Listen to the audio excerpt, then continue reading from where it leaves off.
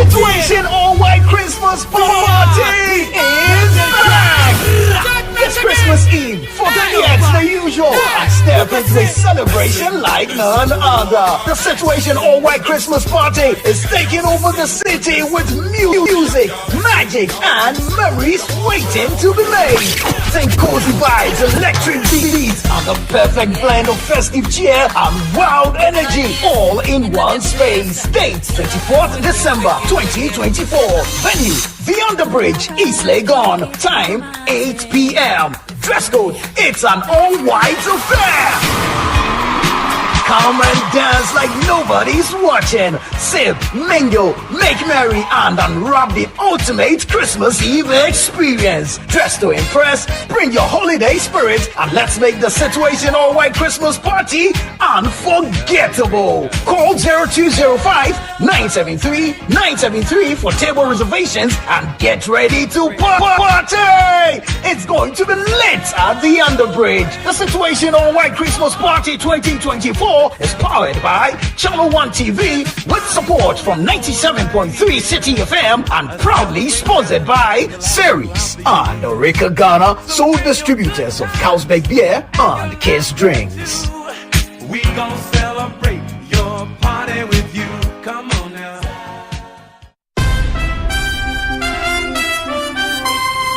After a busy day at work, consumed by the responsibilities of work, family, church, etc., it's great to get home to a detailed and comprehensive coverage of the day's biggest stories. This is the Election Bureau. Hello and welcome to Channel 1 Newsroom.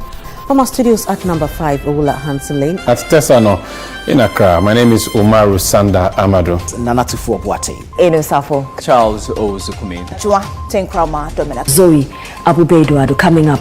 For the first time in its history, the Electoral Commission has granted select journalists access to witness the printing of ballots and other election materials, ensuring that all angles of the various news items are accurately and adequately covered. Those NDC people who are, walking all over the place, proclaiming, if they know the law, they should now face us in the law.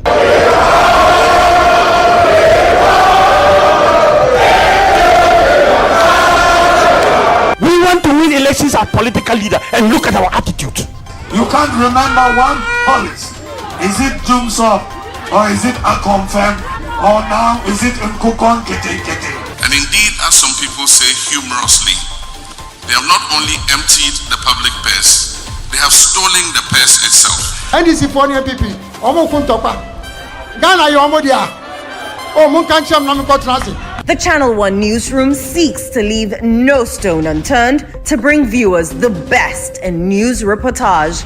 Banks, specialized deposit-taking institutions and payment service providers lost approximately 88 million Ghana cedis through fraud activities. The International Monetary Fund, IMF, has announced plans to raise Ghana's projected growth rate, acknowledging the country's progress in recovering from its recent economic challenges. Watch CNR for a comprehensive bulletin of the day's biggest stories at 8 p.m. every single day of the week, only on Channel 1 TV.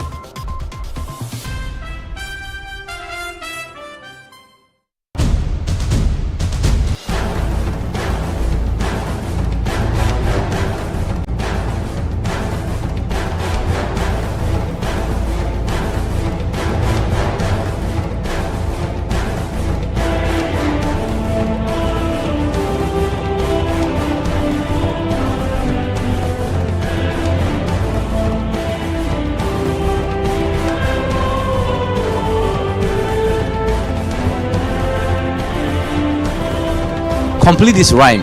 Twinkle, twinkle, little star. How are you working? How? Who's that?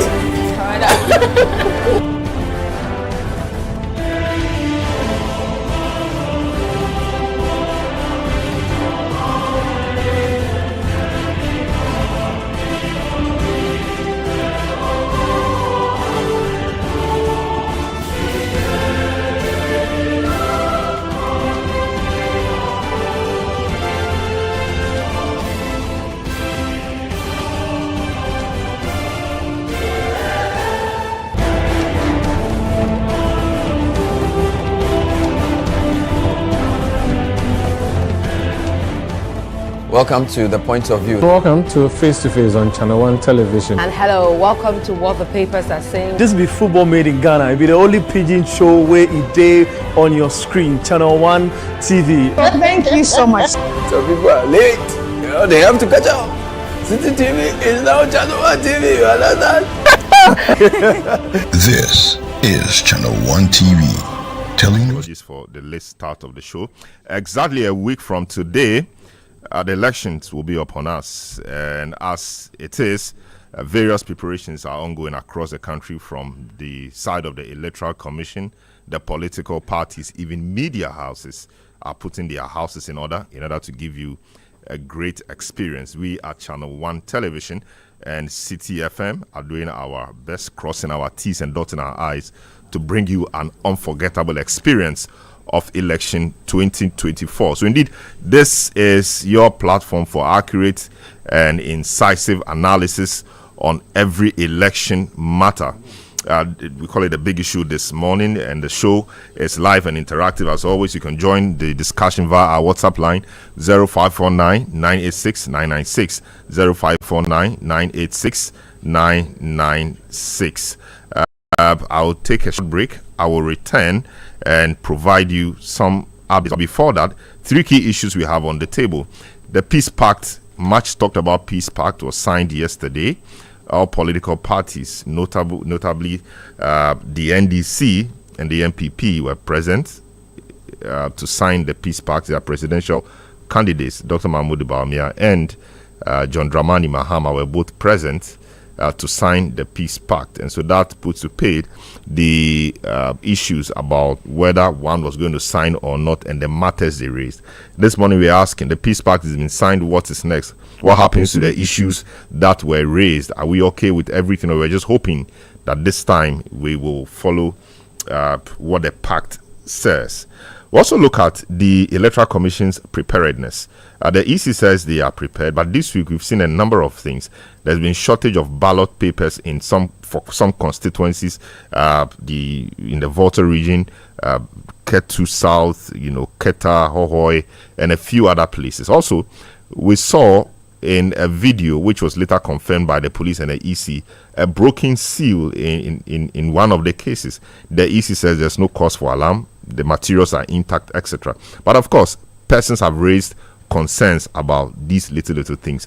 There's also been an issue about the alleged restriction of media persons at collation centers. Was it really important to issue that circular at all? Why should the EC ever dream of restricting media access? They say that they were trying to manage the space, etc. Yesterday, Jen Mensah told us that the idea was not to restrict the media, but the number of 3,500 or so media houses they wanted to accredit for this purpose was just the minimum. The question is, you've never asked for minimum, so why the need to issue a circular for minimum? People think that this is just a way to explain it away. They said they've increased that number to over 1,000 more. But the question is, why should anybody want to restrict the media in covering such an important national event as the election, its collation, and matters arising? We'll also later look at Parliament. Parliament's recall has been put on ice. Speaker says he doesn't think it would be fair to MPs to recall the House when the members of Parliament are campaigning in their constituency to retain their seats. And so it will not be prudent and not be a proper discharge of his discretionary powers for him to recall MPs, and that the House will be recalled after the election for all the matters that the majority leader wanted dealt with in the recall to be addressed. This is the big issue on 97.3 City FM and on Channel 1 Television as well. We'll take a short break, return, provide some updates, and hit the ground running. Don't go away.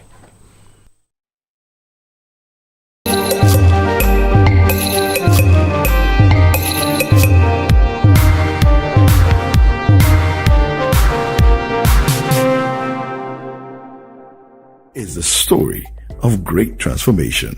Nana Boateng brings you conversations with the team behind the modern look of the National Lottery Authority. I told them about my honesty, that from 8 a.m. to 5 p.m., I'm not here to talk politics. Right. I'm here to talk revenue. I'm here to increase revenue. And I told them that I'm also here to make new friends. Okay. So if you want to also make a new friend, you have a new friend in me. From the modern gaming methods to the Characters Lottery platform to the Good Causes Foundation. Catch this episode with the National Lotteries Authority only.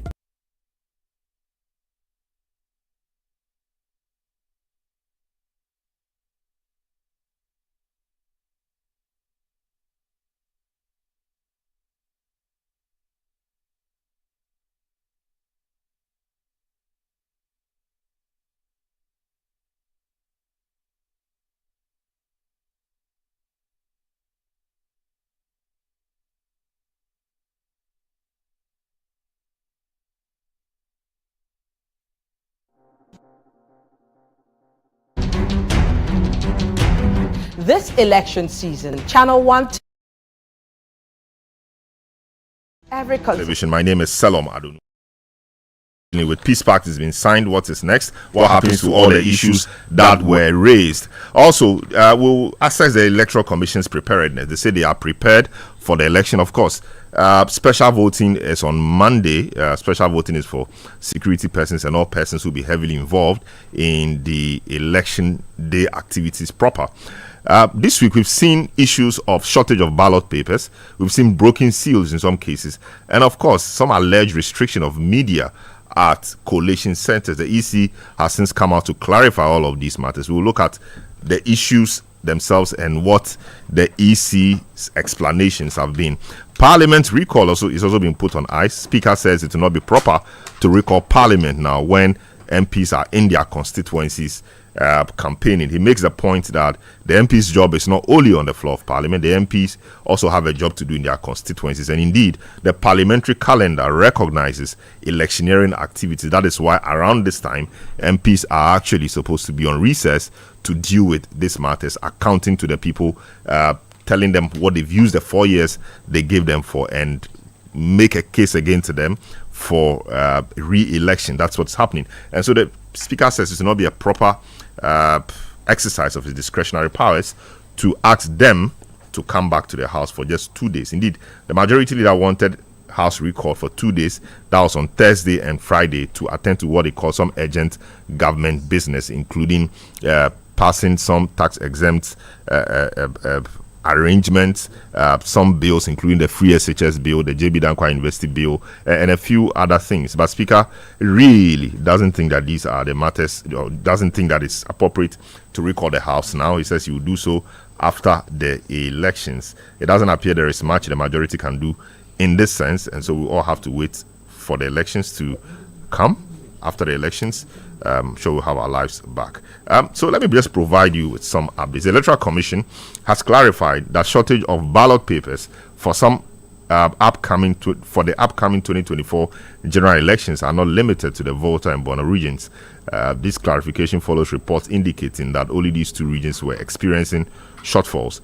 During an emergency meeting of the Inter-Party Advisory Committee, IPAC, on November 29, the Electoral Commission noted that other regions are also facing similar issues with ballot paper availability. The EC further mentioned that the 2 letters were dispatched to the political parties on November 22 and 28 to update them on the situation.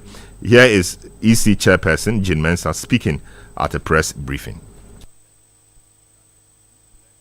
Now, the Electoral Commission has announced some shortfalls. Ghana's media plays a vital role in the country's fledgling democracy. Since the 1992 elections under the Fourth Republic, the media has been crucial in election observation and reporting. Despite this important role, the Electoral Commission has announced a limitation on the with ballot papers in some areas in the Volta region. Now, my colleague Fred Duho has more on this, plus fallout from Friday's IPAC meeting in the following report. The EC chairperson, Madam Jean Mensah, took her turn to address the media on a number of issues regarding the upcoming election, taking into account the distribution of ballot papers to the various constituencies, as well as other pertinent issues regarding the shortfall in ballot papers.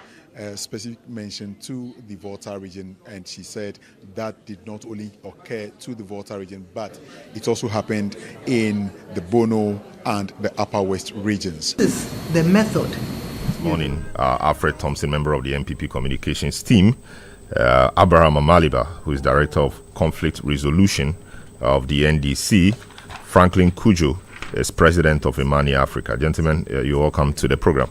Thank you. Yes. As you can see, we are doing a lot of technical things here. We are trying to get ourselves ready for the D-Day, which is Saturday, and a lot of things are happening. I mean, in-house getting ready for the election. Let me start off with you, Thompson, Alfred. How are you prepared? How prepared are you for Saturday? Very prepared. Very prepared. Very prepared. We've been doing a lot of simulations like you are doing. We've been putting ourselves together. Doctor has been on ground, and inshallah, everything is going very well. We believe that God will give us a first round victory, and then we're working hard. We are going to close all the ranks and file to make sure that before Friday, we should be set to go on a Saturday victory trail, because by Saturday ending early Sunday morning, we should know where the chips are falling. I see. Abraham, I mean, how prepared is the NDC? Your candidate was in Greater Accra on Friday. I mean, late in the night he was campaigning. How prepared is the party? What are you seeing on the horizon? Well, all credible polls put our candidates ahead of Dr. Mahmoud Bawumia. The party is on the ground as well. What we think would stop our victory is if we allow the MPP to steal the elections.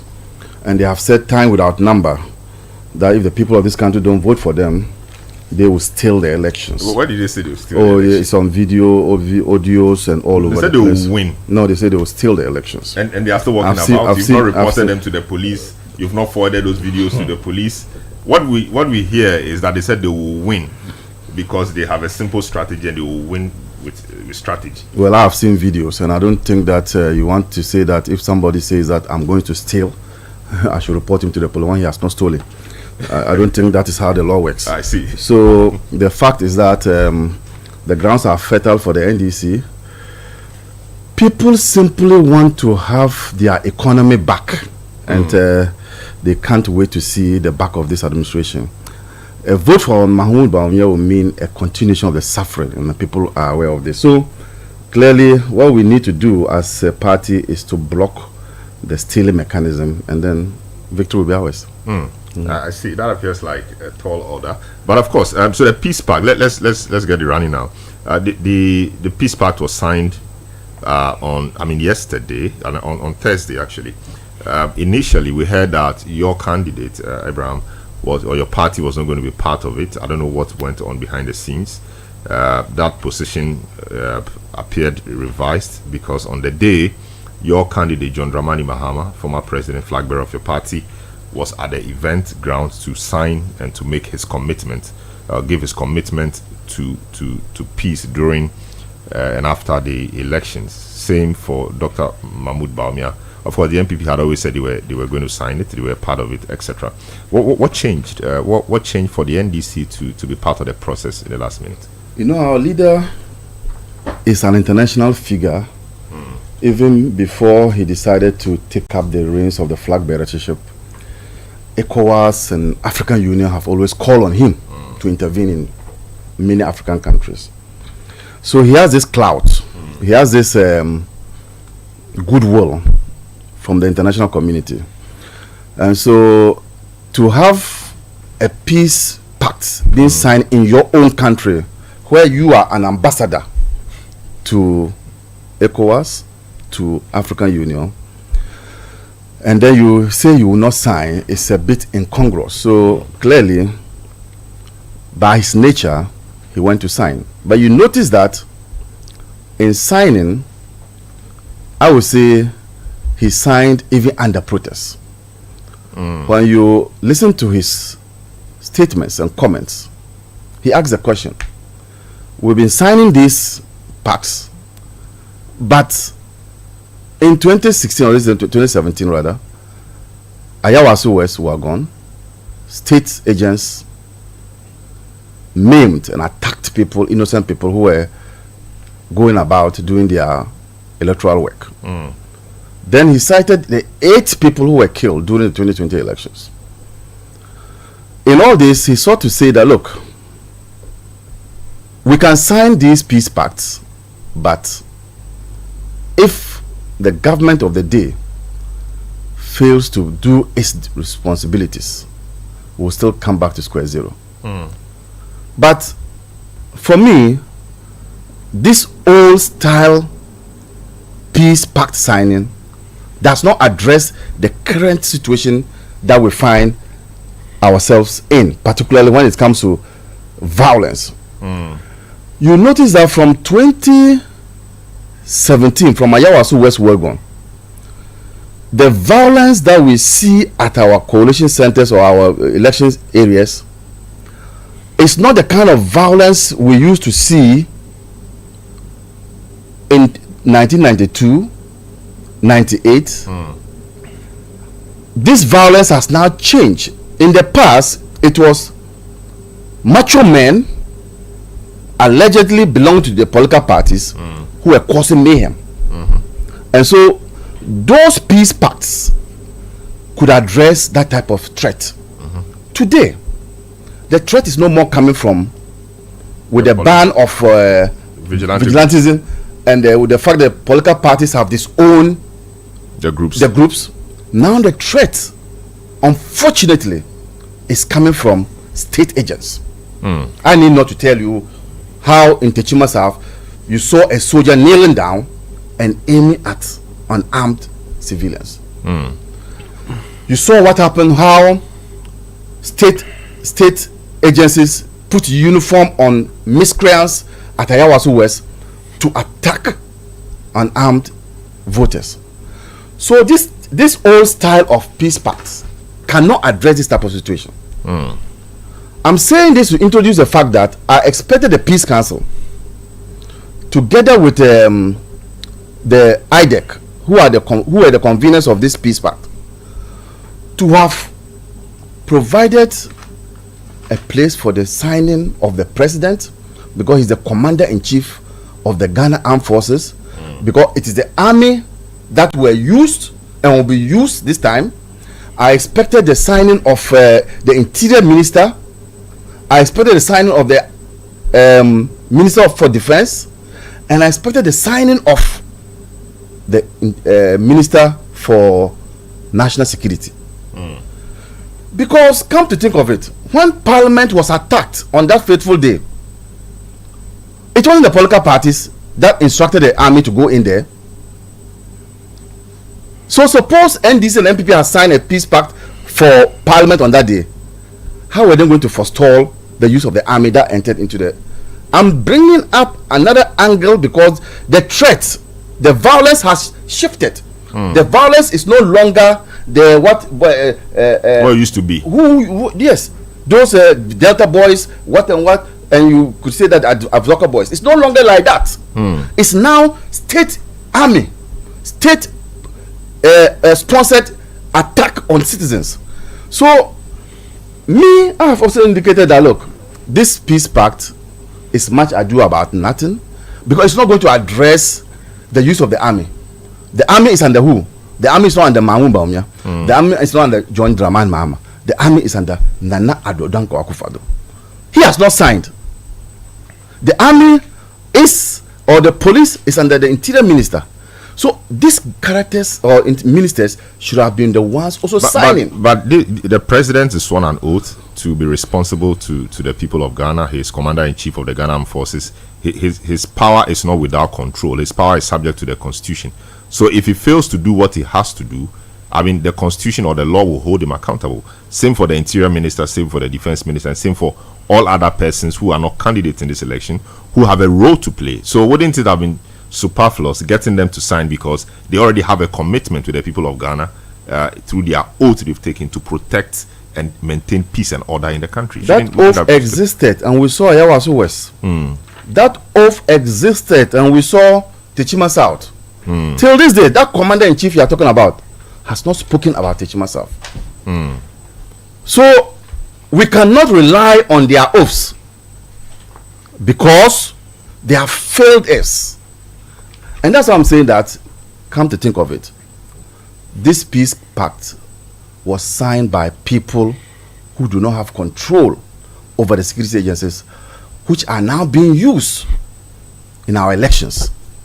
Those who have control over our security agencies were not there to sign. What is going to be the impact? The impact is that this peace pact will not see the light of day because they are not committed. They have not been tied to any agreement. And so, is it possible that any of them could then instruct the police or the army to go and do what they did in the Chima South? Is it possible that any of them could instruct the army to go and do what they did, like they did in Parliament? So we need to look at it from that angle. And I think that the Peace Council, the IDEC, missed the point. They didn't know that violence in our elections has now shifted and it is now being perpetrated by state agencies. Very well. Alfred, I think he makes a very important point that, you know, the actors of violence in our elections have changed. Before, we knew about the macho men, the Azoka boys, the Delta forces and all of those. Now, after these groups have been banned and the political parties have disowned them, we see, as he says, a change in the actors. So he cites Ayawaso West Wagon. These were not vigilante boys necessarily. These were persons who were clothed as state security. I mean, commanded by, you know, an army official. We also saw in Techiman South the killing of the persons. These were not clashes between the parties. These were military people or state officials in that sense who killed the people. So do you agree with him that the actors have since changed? And for that matter, this peace pact, it says, doesn't address that particular aspect of it. What would be your comment on that? Good morning once again to you. Good morning to Dr. Alhaji Mahmoud Bawumia. Good morning to His Excellency the President of the Republic, the Commander-in-Chief of the Ghana Armed Forces, Nana Addo Dankwa Akufo-Addo, for the excellent work he's done in the last 8 years. And I'll say good morning to Dr. Mahmoud Bawumia for the good work he's doing over since January to date on the campaign trail. He is our flag bearer. He is the leader of the party. And she's shown exemplary leadership in all that he's done so far.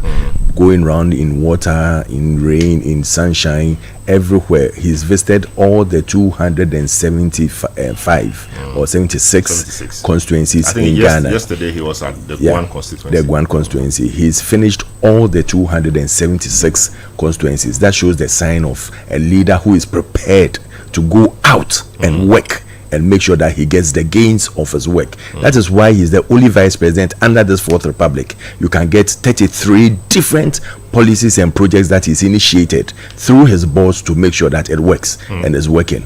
And that is why you see him as a different man and a man of destiny, as President Kufuor has called him, and I also believe in him. So I wish him the best. A week today, he will be on the ballot paper, and you will see that he is number one on the ballot paper.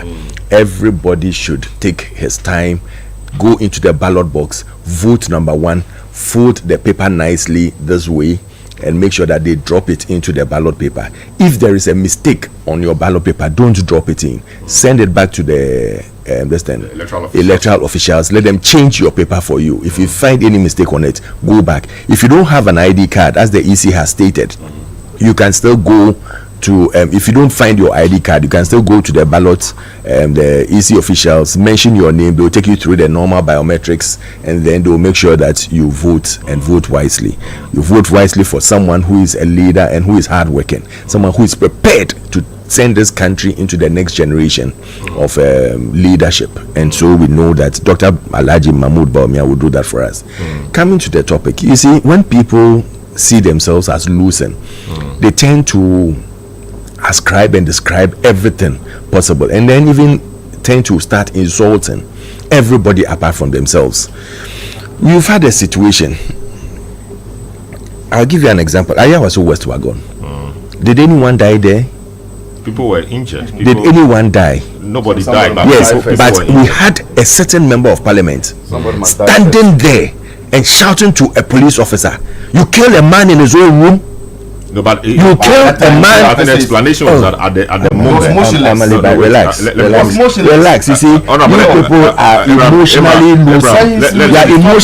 losing.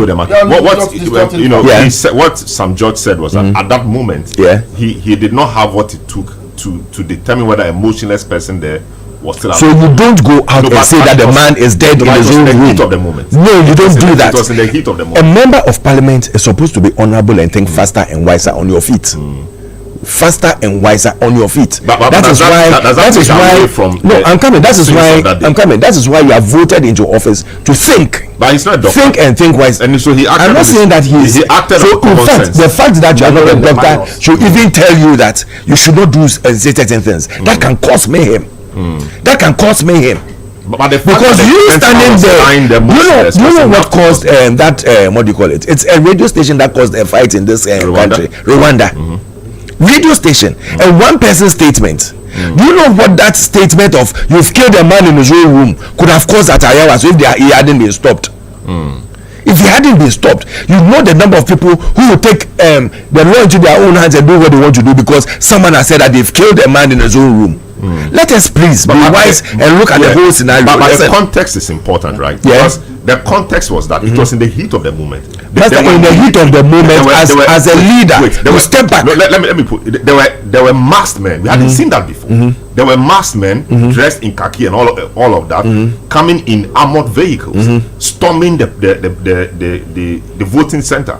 Nobody knew who sent them. They stormed the voting center, but they didn't storm someone's room to kill him. No, but that's what that. So they stormed the voting center, and all of that happened, hitting people here and there. And he was even telling people to fall in line.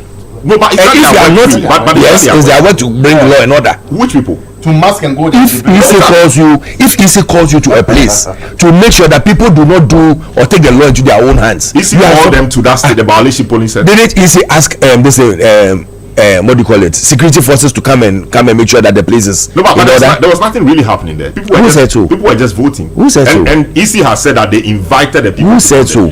Who said there was nothing happening? No, but if there was nothing happening, if there was nothing happening over there, people will not just come on board and start attacking. No, Alfred, I'm surprised you are defending this. A lot of people have actually condemned. What was happening there? I said, and I'm stating, if I come to the studio, I can't just come and start slapping you, can I? Let him tell us what was happening there. So can I come and just start slapping you? But yes, that's not the point. And that is what I'm saying. I'm saying that the people who would have come there, these people were actually unknown. EC always takes security personnel with masks to come there.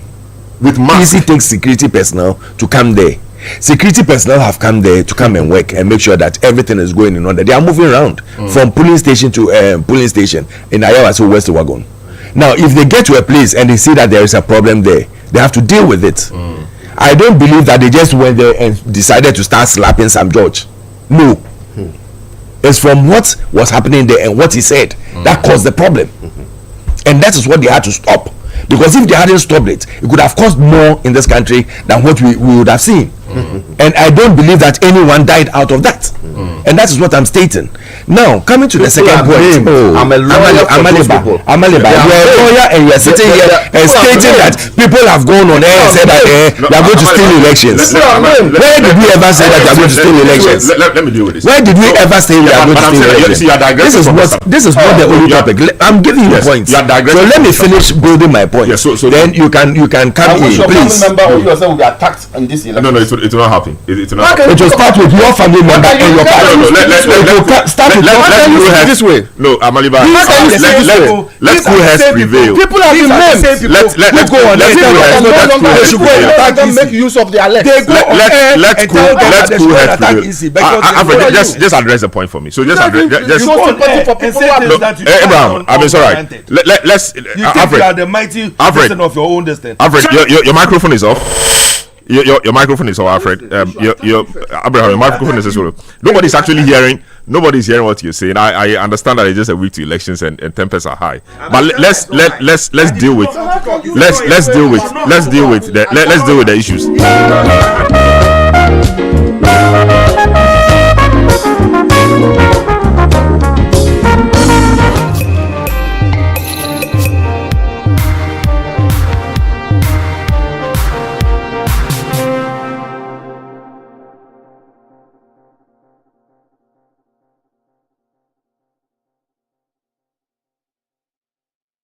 every constituency and every result.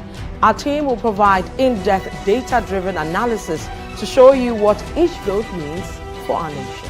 From the campaign trail to voting day and the final declaration of results. In the studio. So Alfred, you're making a point. So deal with the matters you are raising for me. I'm making a point. They should know how to learn how to. No, I thought we had crossed. I thought we had crossed that bridge. So make your point. So that the public will know what has gone on here. That when he was speaking, I was very quiet. I was very disciplined. All right, just go ahead. What we need in the elections next week. Just go ahead. People become very indisciplined because they become jittery that they are losing elections. You don't go out and work. You don't go out and convince people. No, you see, no. So Alfred, deal with the matter for me. Alfred, deal with the matter for me. Yeah, I'm talking about the peace part. Yeah. You go out to people and lie to them. Then you come and sit down and expect that you win elections. And when you don't win elections, you tell your people to go onto the streets and make any decision that they want to make because you've won elections. It happened in 2020 when people were going to EC and attacking, and you had people like Oyedems giving them water and food that they should go ahead and do what they are doing. When they are in their room, they go and pick their food and come and give it to them and go back to their room. People should learn from this and be wise and see that they have nothing to offer them.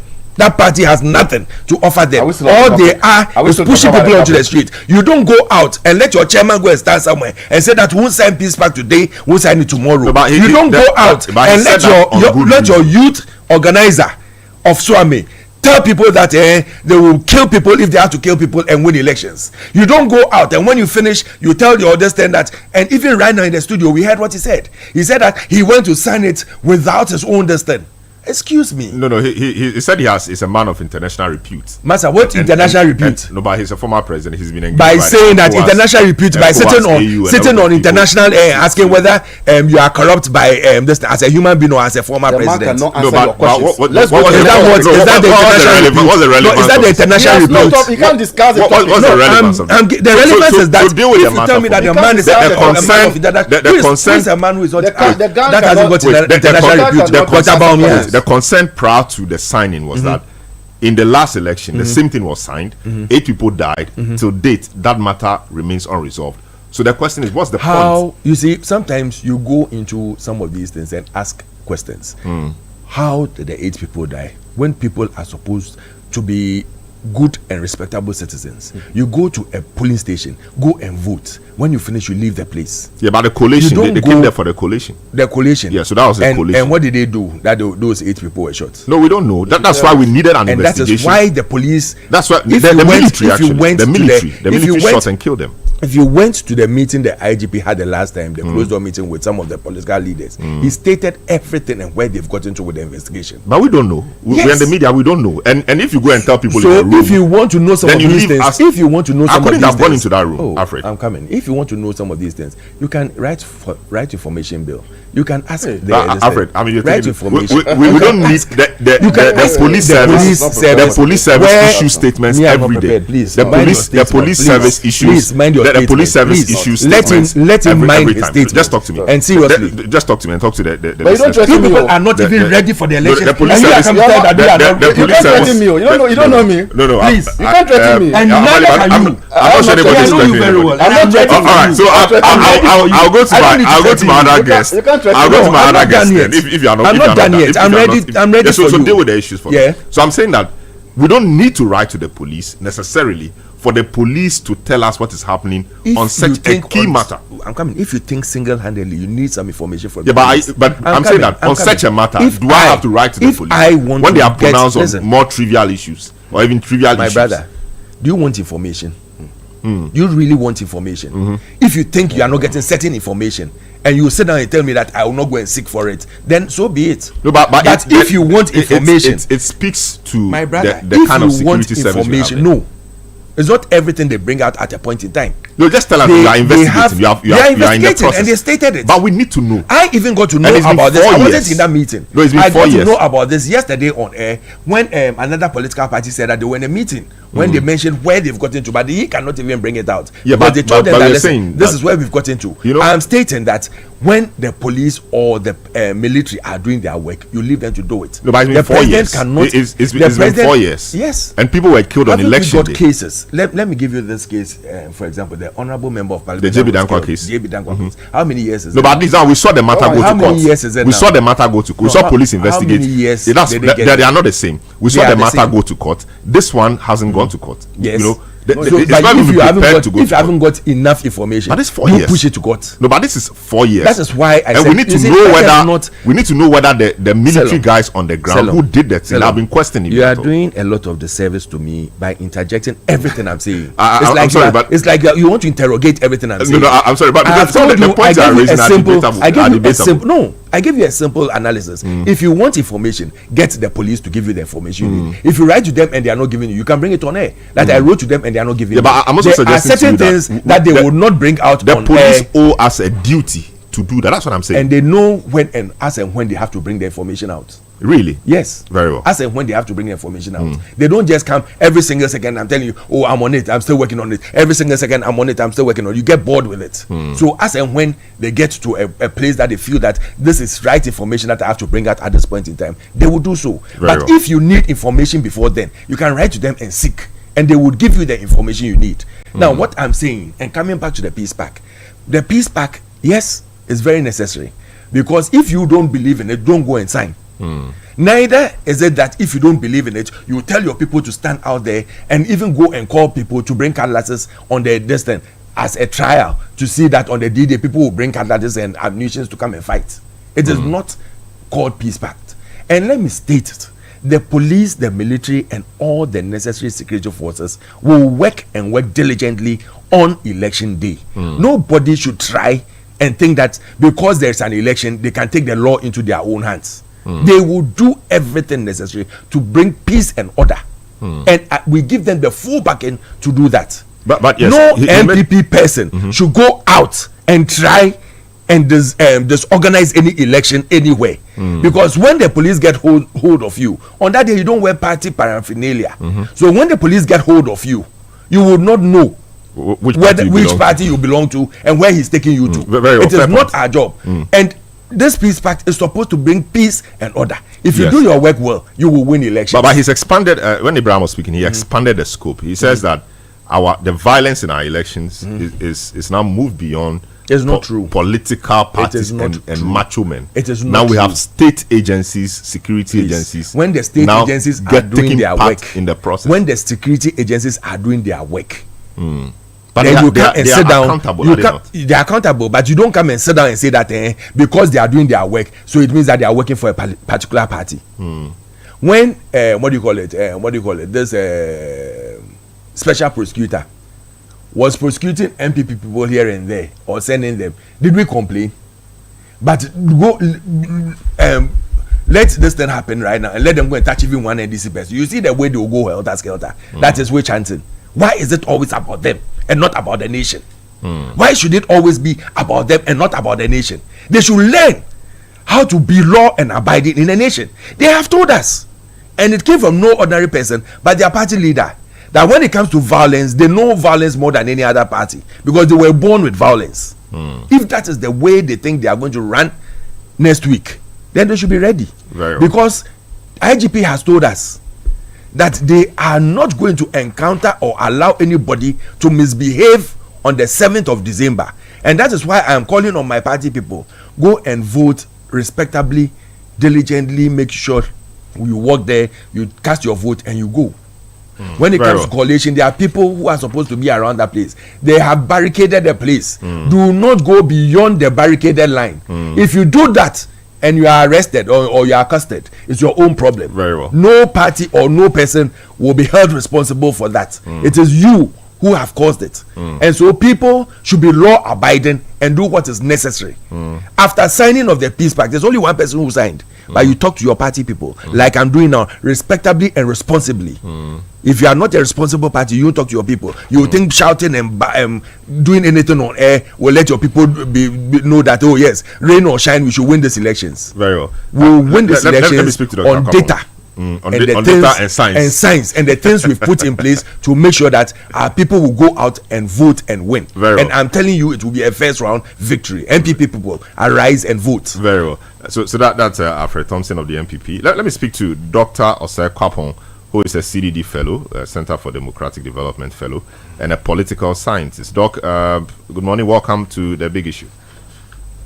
Good morning to you too, and thank you for having me. And good morning to your panelists in the studio as well as your viewers. It's always a pleasure to have you. Now, the Peace Pact has been signed. That should signal some good things for us ahead of the election. But what do you make of the commentary which preceded the day I'll sign, I'll not sign, the issues of the last election having been resolved, etc.?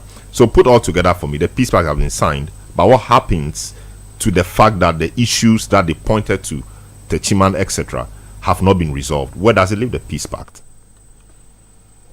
I believe that those who have appended their signatures to the Peace Pact have done that in good faith. For me, it's also a really good sign that they did, because politics, elections have rituals, and in addition to rituals, some of these rituals, I believe, do send signals to party supporters, right? So if the leadership, I'm sorry, but I'm getting some interference. Just go ahead. Go ahead. Can you hear us now? Okay. Yes, go ahead.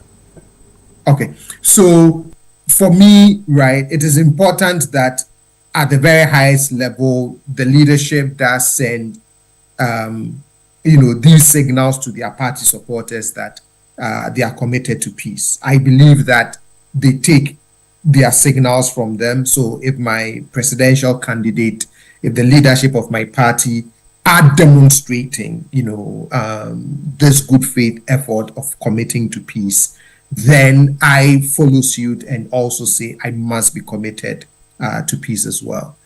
Yes, there are these unresolved issues from 2020, which sort of raised the specter of would we even have another Peace Pact signing again? And you cannot sweep those issues under the rug. Pretend as though they didn't happen or it doesn't matter. If nothing at all, I just hope that whatever happened and led to some of those unfortunate incidents become guiding lessons for us in preparation for the election, a week from today. I mean, we all have a responsibility to ensure, a peaceful election. So beyond the signing of the Peace Pact, the question now is, what sort of behaviors would we all exhibit on the day of the election to ensure that the Peace Pact that everyone has committed to in reality would result in a peaceful election? I see. One of my guests, Ibrahim Amaliba, made a point that the proponents of this Peace Pact, omitted to include in it portion to be signed by the president and other key persons like the interior minister, the defense minister, etc. Because in his view, violence in elections have shifted from vigilante groups to state actors or security agencies. He referenced Ayawaso West Wagon and the Techiman matter, because those violence were not, in his view, perpetrated by civilians. They were orchestrated by state security. Do you agree with that one, that violence in elections appear to have shifted to state actors or security agencies, given the fact that vigilante groups have been banned now? And also, do you also agree that there should be the portion on the pact for the president, who is the commander-in-chief, and also other key persons? The commander-in-chief, especially in this sense, because he's not a participant or a partaker in the election, but he has a role, a bigger role, to maintain the peace and security of the country generally. On these 2 points. Yeah. So, on the first point, because of what happened in Ayawaso, West Wogon, and in Techiman, yes, you see the, it left one with the, with the impression that now you have state security involved in political violence, right? But the situation in which the law enforcement agencies find themselves in is walking that delicate and fine balance between law enforcement and protection of Ghanaian lives, right?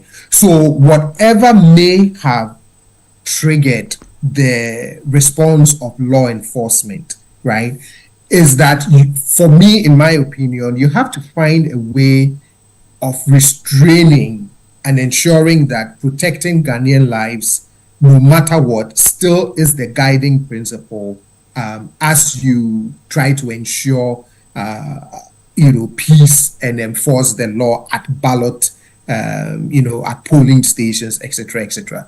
So I'm not sure I personally would stretch the argument as far as saying electoral violence is now state-sponsored and has shifted from the forefront of political, from citizens or from vigilante groups, and has now moved to state actors being the ones behind it, right? But again, for me, what happened in those two elections that you referenced does raise concerns about how law enforcement balance what they do on election day in making sure that there is law and order, but at the same time ensuring that you protect Ghanaian lives at the same time, right? Could you maintain law and order without having to quote unquote kill people or resulting in the loss of 8 Ghanaian lives? One life lost over an election is not even worth it. And so how do you as law enforcement do that? On the second question, yes, it would have given a lot more weight as well to have the president, maybe other key actors also append and commit their commit to peace. I mean, the president is on record for making statements about, look, I have no intention of hanging on to power. I would respect the will of the people. It would not be under my watch that all of these untoward things would happen as a result of an election. So you do have his publicly verbal statements. So even if you don't have his signature on a peace pact, at least you can make reference to different situations in which he has made commitment to not interfering or making sure that he's committed to peace, he's committed to a violent-free election, and all of that. And hopefully those words does mean a lot to all observers and those who have the primary responsibility of ensuring peace and order on that day. I see. Great. Abraham, I come back to you. So the pact has been signed now. The issues raised hopefully have been heard and everything. What is the NDC telling its people? That you go vote peacefully, go home, maybe collation time, come back, counting time, come back, and all of that. What is the message of peace and the message of cooperation that the NDC is giving its followers following the signing of this peace pact? We have always said that the NDC will not start any violence. And we have made it clear that the NDC will defend itself if the security agencies fail to defend us. The first law of nature is self-preservation. We are not going to allow our supporters to be maimed. That will not agree. But we expect the security agencies to be there for all and sundry. And I must commend the police. In one of the by-elections, they did extremely well, and I'm talking about Asen North. If they replicate same strategy, these elections will be peaceful. You notice that in Asen North, the police did not care who was an NDC operative or who was an MPP operative. They arrested known MPP people. Where the police decides that it will do its work without any let or hindrance, I'm sure they will be peaceful. What we have told our people is that for vigilance sake, when they cast their votes, there's an inner perimeter and then there's 100 yards away. Find a tree and wait whilst observing the process.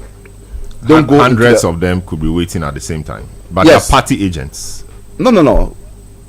Extra vigilance. So that's extra. They are not. Those people are not breaking any law. Sure.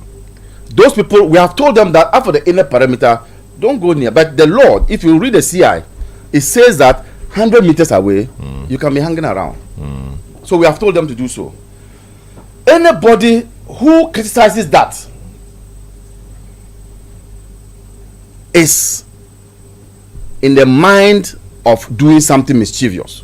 Else, if there's a bystander who is just standing observing you, why should you be jittery? So the elections will be cast, the votes will be cast.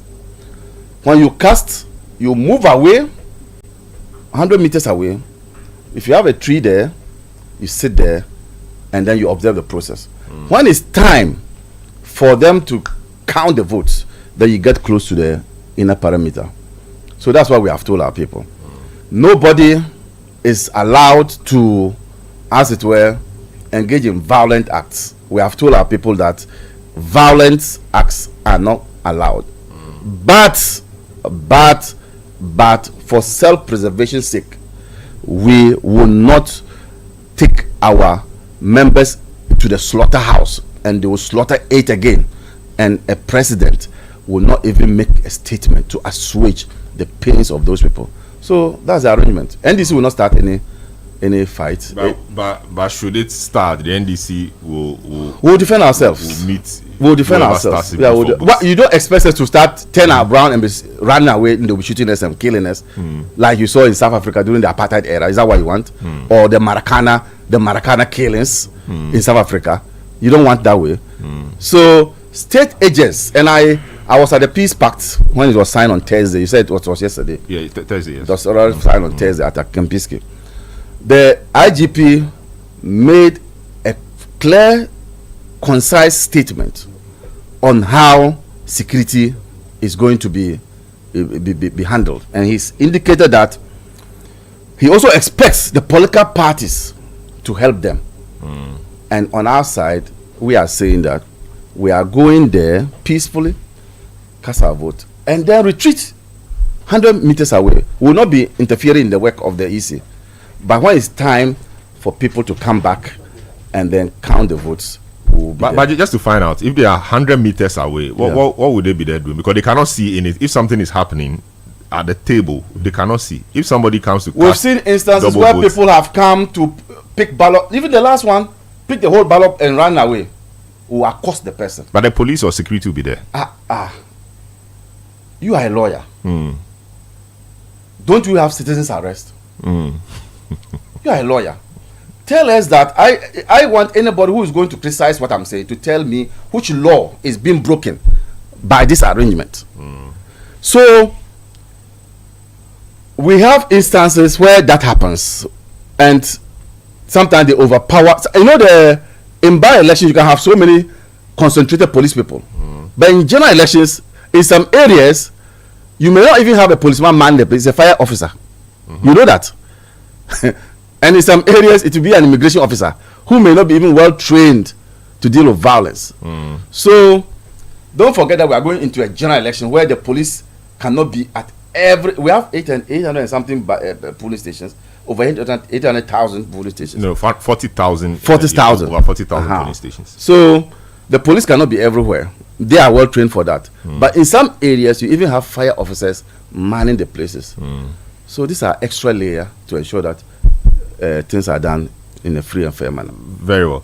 Alfred, so yes, you initially reiterated a point that your people should just go and vote peacefully and then come back. Are you also telling them to to move away 100 meters, stay there while they observe the process? They don't need. So they don't have to be there. If somebody comes to snatch the ballot box and the military, the security person is unable to arrest the person, when was the last time you heard them snatch a ballot box? But it can happen. When was the last time? No, it can happen. It won't happen.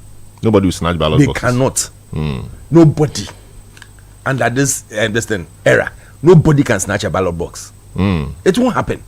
Even in Parliament, we saw somebody snatch ballot papers. It will not happen. I am telling you. We had an MP snatch ballot papers and even chewed it. I'm telling you, and I asked you a question. When was the last time you heard a ballot box being snatched? Yeah, but again, I won't recall.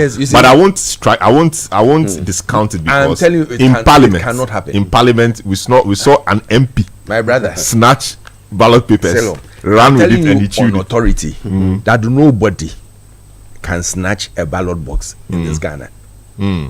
We have agents we have trained. If the agent is tired, we have a double agent who will be but around. The agent has been trained on specific things following the process, etc. I'm not sure the agent has been given martial art training and security training, or you have done that. So if you take the ballot box away, what are we going to count? Yeah, so if you are station, just to disrupt it. No, that polling station, if you have almost every polling station presidential, seriously speaking, what are you going to do? That police station is negligible. And what are you going to do?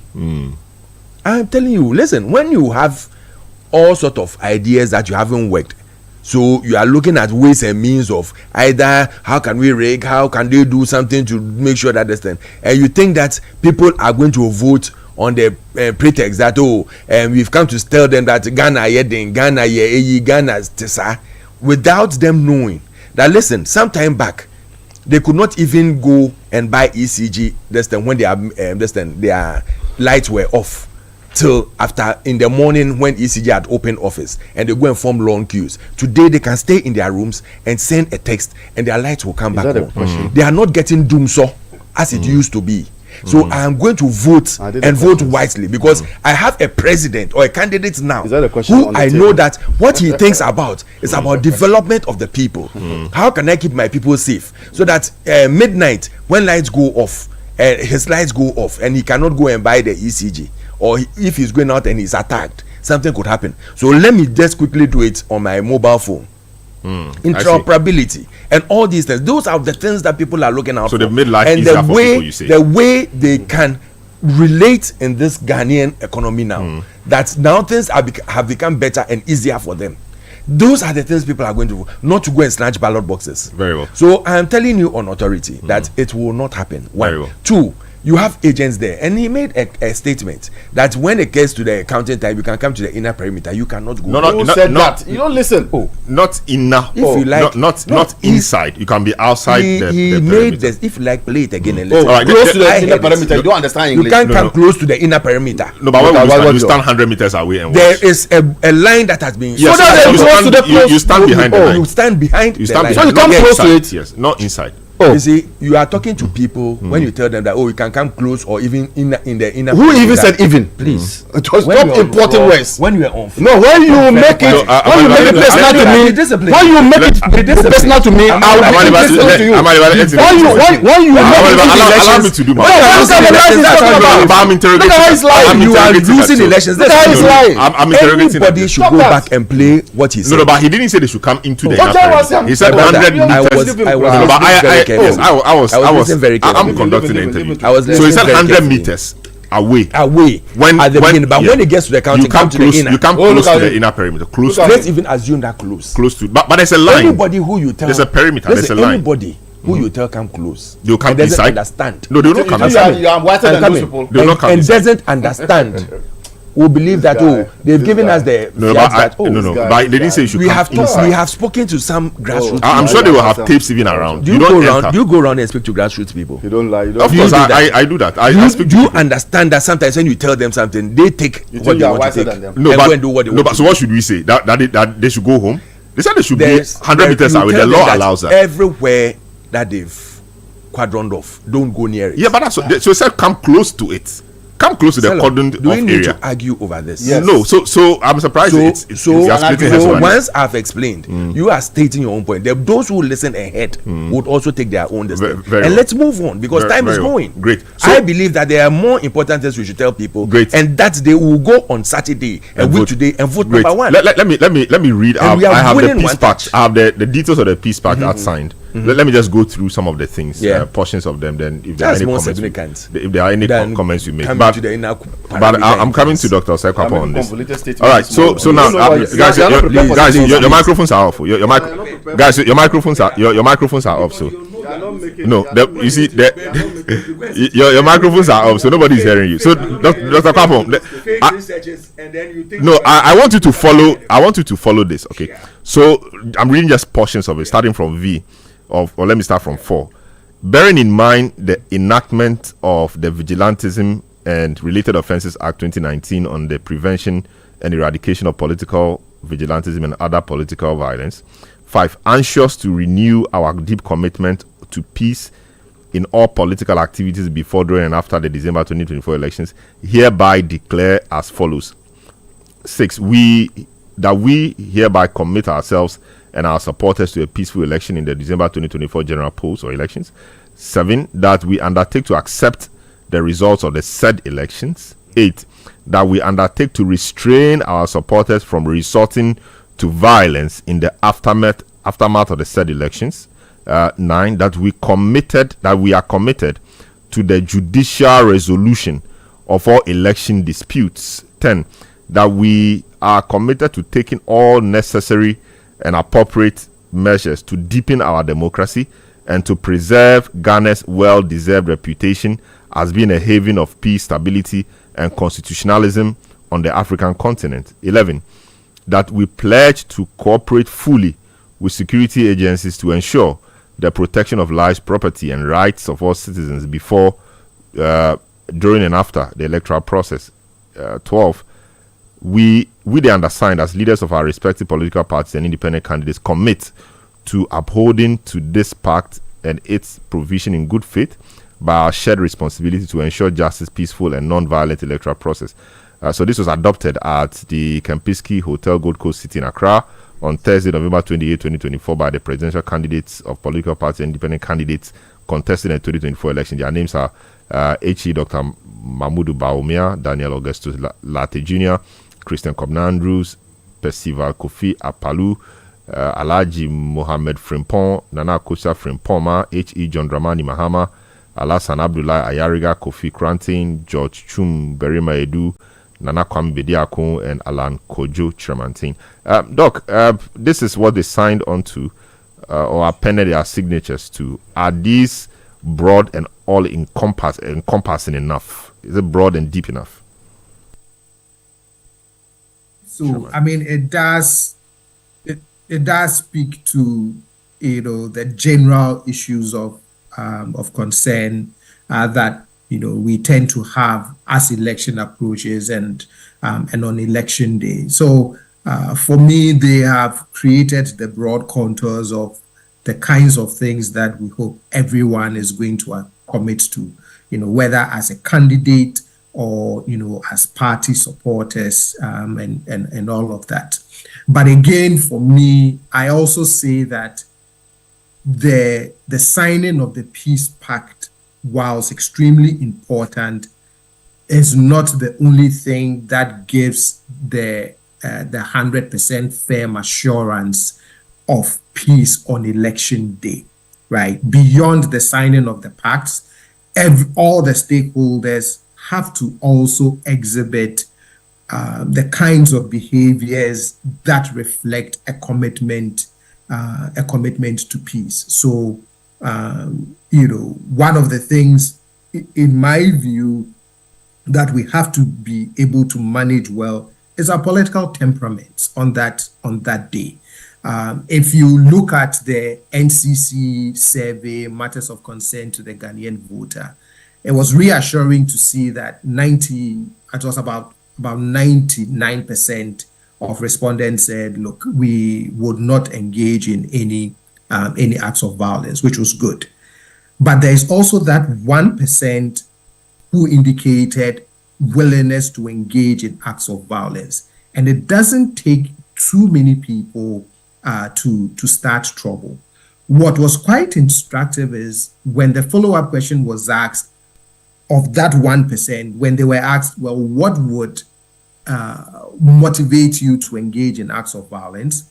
One of the things, the top reason cited was if I notice anything on, these are my own words, but essentially it was, if I notice anything untoward, then I have to fight for justice and fight for my party. Well, it is not up to the, so whilst the citizen and, whoever the parties put together for, monitoring, observing, vigilance and all of that, all those things that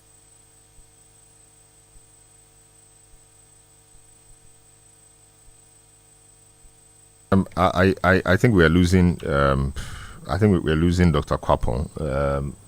Dr. Kwapong, if you can hear me, I think we are losing you. Dr. Kwapong is it's a fellow of the CDD and is a political scientist. Is speaking to the content of the Peace Pact, as I read out a while ago, and we are working to re-establish connection with him. So we see if he can hear us properly, so that we make him continue. All right, Doc. So just continue.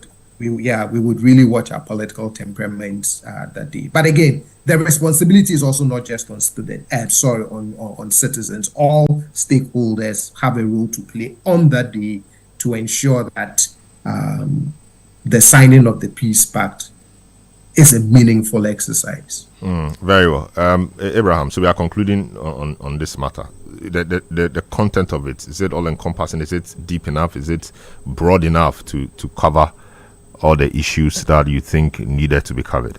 Well, they are, when you look at the preamble, they are making reference to the code of conduct for the political parties, and I'm a member of the committee on code of conduct for the Peace Council. I'm representing my party on that committee.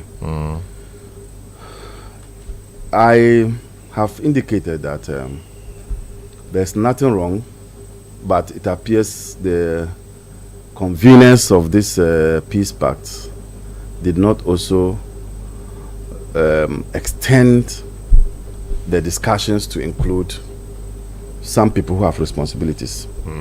Now, this alone cannot forestall any violence if the EC, the police, or let me say not the police, I call them the security agencies who are responsible for, because not only the police. Now, if these actors don't act responsibly, it can evoke some violence.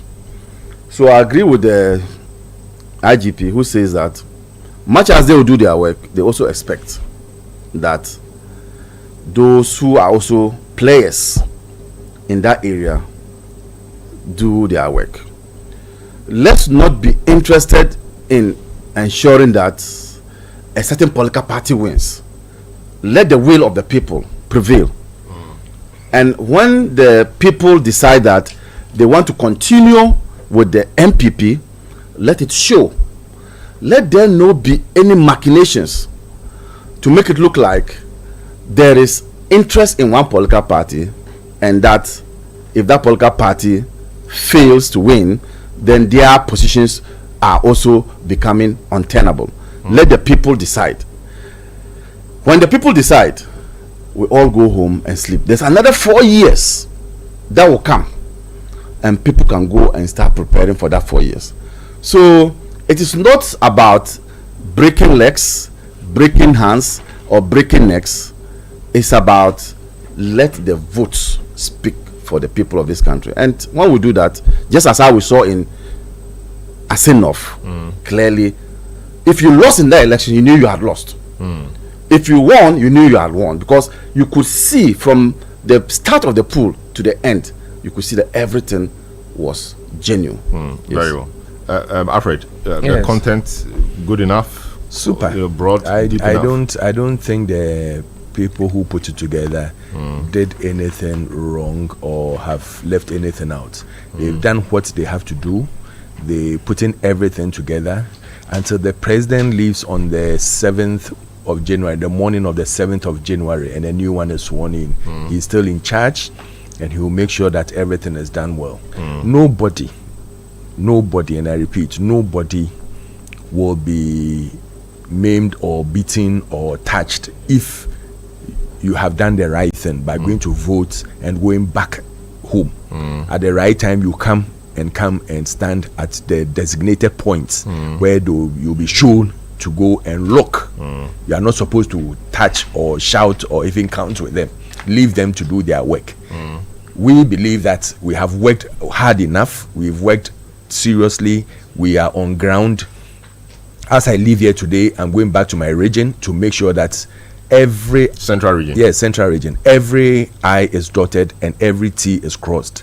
We are going to make sure that we are going to win on clean, fair, and proper basis.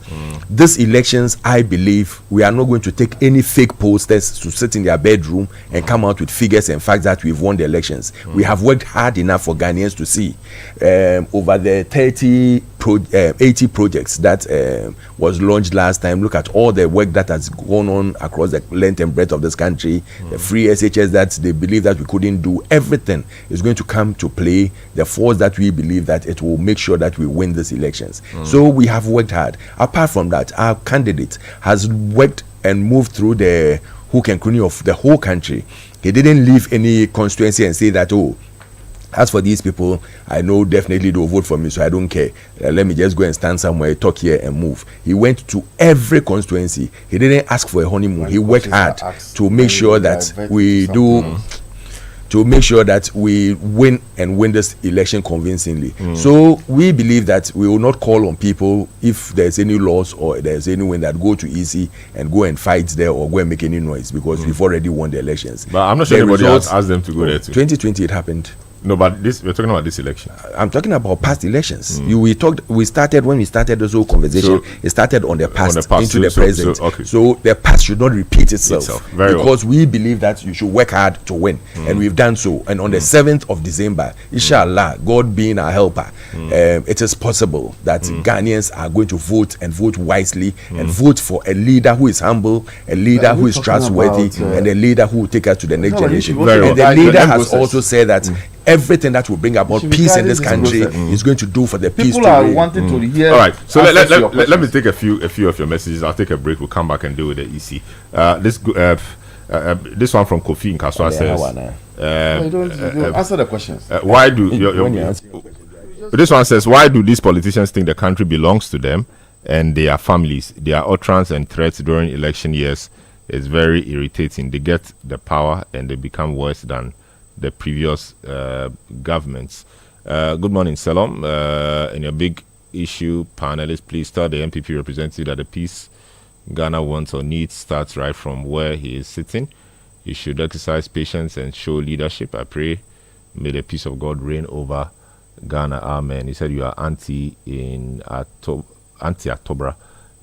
This is Ni from Gama. She says, I'm very devastated as a Ghanaian with the line of argument being pursued by the MPP rep in the studio. If Ghanaians entrust our country into the hands of such people again, then you say we are doomed. This one from Papa Lincoln in Pong says, said his posture in your studio this morning depicts that of Nanado and the MPP. Ghana is not for him. I think I'm referring to Alfred. Okay. This one, if MPP rep in your studio is suggesting that those 8 people were shot and killed deserved it because they misbehaved, then I think in the same manner he is suggesting that Carlos Ahenkra shouldn't be walking alive now or even as member of parliament because we saw nothing to be misbehaved. I didn't think he said that anyway, but that's fine. Selorm, you said you are a great moderator and very objective in your approach. You are also very well informed of the issues, which enables you to streamline the conversation. Keep the good work up, bro. Thank you. I'm sure Amaliba is listening to that. Amaliba is my friend, so that's fine. Selorm, Alfred has no tangible explanation to your questions. He is setting his own questions and answering. He's just running the time. Please move on with your next guest, Nana Ofosu in Tema. I see. All right. So we'll take a short break. When we come back, we will get to the EC and have the matters from there addressed. This is the big issue. My name is Selorm Adonoo. Don't go away.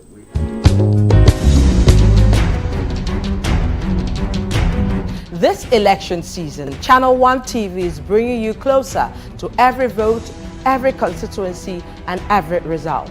Our team will provide in-depth data-driven analysis to show you what each vote means for our nation.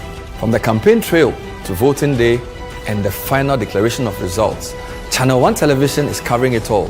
We'll be on the ground in all 276 constituencies, so every voice is heard and every community represented.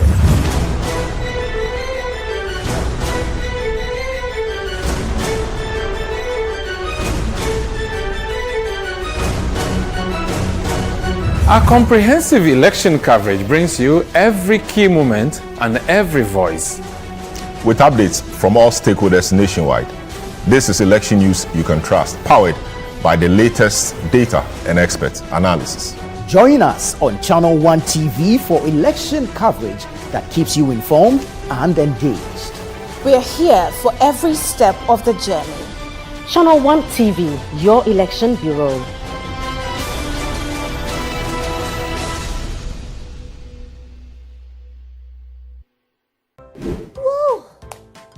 Thank you for helping me. There's actually a story that tries to explain why there are so many bats at 37. They filled up the skies of Accra. Let's take a really close look at the features of the bats. Whoa! It's time for our art activity. Are you excited? Yay! We're going to find out more about the homes of our straw-colored bats. Let's go and find our bats.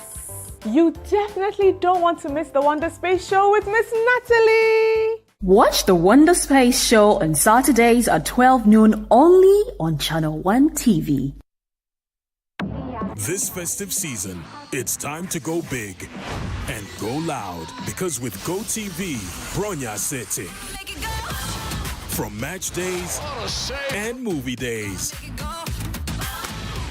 to local stories, big little adventures. Really? It's unmatched entertainment for the whole family. Yes. GoTV brings the joy anytime, anywhere. Get your festive season sorted. Get GoTV. Phoenix Club, uplifting women. Phoenix Club, uplifting I mean Phoenix Club, uplifting women. Thank you very much for having me here today. The nation builder John Mahama and Professor Nana Jane are bringing you the Women's Development Bank. Whoa!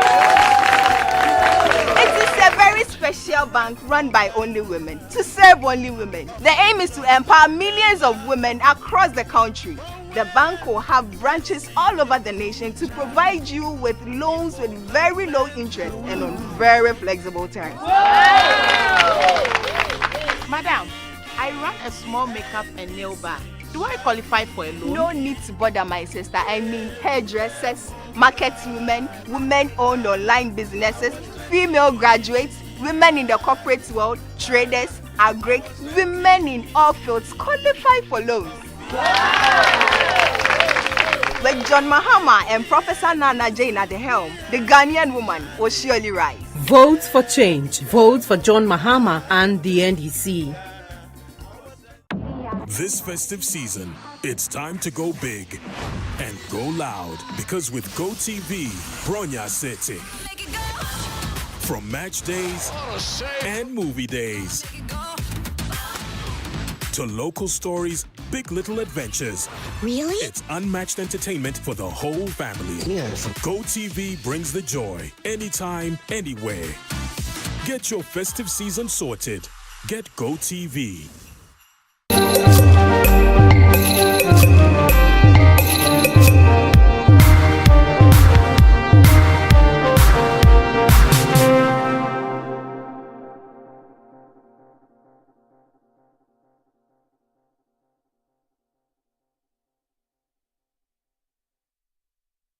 Yeah, welcome back. This is the big issue on 97.3 City FM, also on Channel 1 television, your election bureau.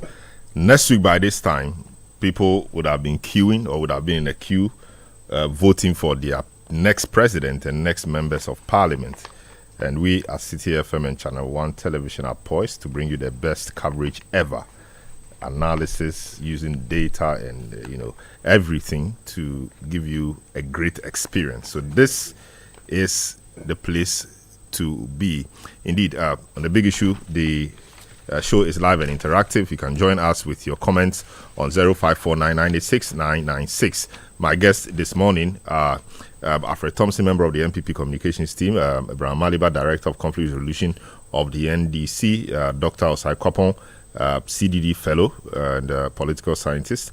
Franklin Kujo, president of Omani Africa, will join us soon. We will also have a rep from the EC join us, and also the CODEO will be speaking to us. Their coordinator will be speaking to us soon on the process. Now, let's move to the Electoral Commission. So they have clarified that shortages of ballot papers for the upcoming polls are not limited to just Volta and the Bono regions. If you recall, there were news information in the last week that ballot papers in the Volta region, key constituencies like Hohoi, Ketu, Keta, and a few other places were short. And the EC swiftly called a press conference or issued a statement saying that they've informed the parties and that Act Commercial was going to print the difference, and party agents or parties should send their agents to observe the process and all of that. And a few issues that have come up from the stables of the EC, media accreditation, reducing the numbers at collation centers, etc. Now the EC appears to be changing its stance. It says what they meant to do with that circular was not to restrict the numbers or the number of media men there, but they wanted to set that as the minimum. They wanted to set that as the minimum. That's what the EC told us yesterday. And also, there were some seals broken on some of the ballot papers in the containers or bags they were transferred in or they were transported in, at least for Nkoko we saw. But the AC said there's no cause for alarm. It was only one seal that was broken, and the broken part was even found close to the bag, and it happened when they were unpacking the thing or removing it from the car and all of that. So it appears the EC says everything is under control. But the EC says that we are expecting perfection, and that perfection doesn't exist anywhere. There'll be a few hitches here and there. What is important is that they are committed to resolving all of these matters. So let's hear the EC chairperson speak at the press briefing yesterday. This is the method. This is what went into choosing the printing houses. It's important to note that the commission asked what went into choosing the printing house well. It's important to note these printing houses, which had printed for us since 1992, went into choosing the printing houses. It's important to note that the commission advertised for the printing in the newspapers as well, and these printing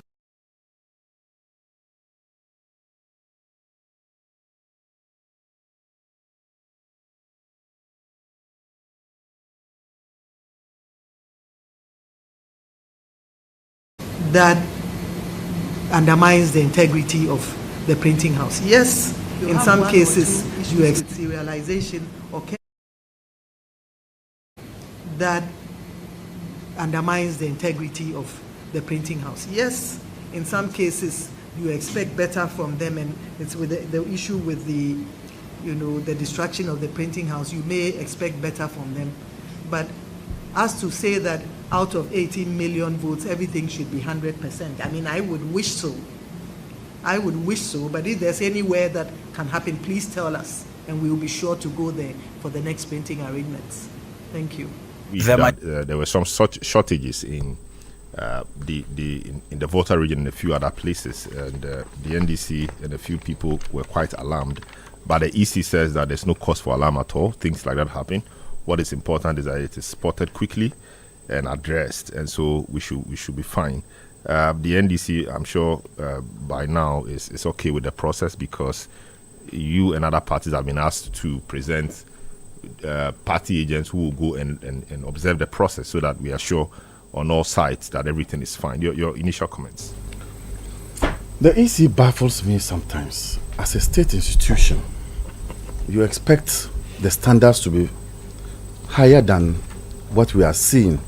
She is talking about perfection.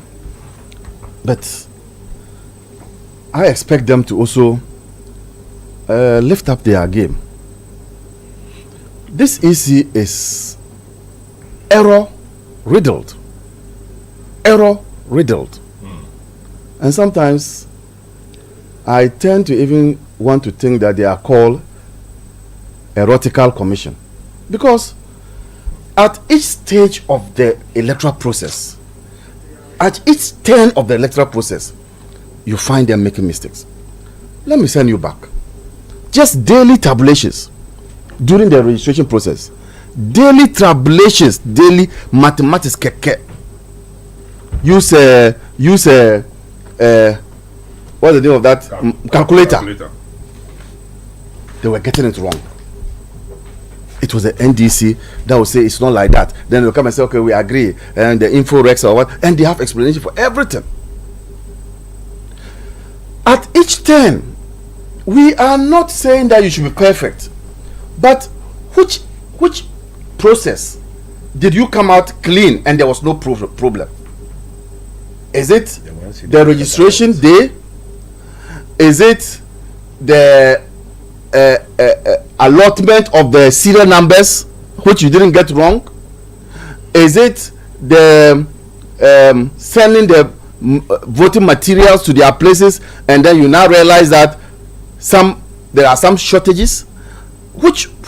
So does it mean that if they're saying that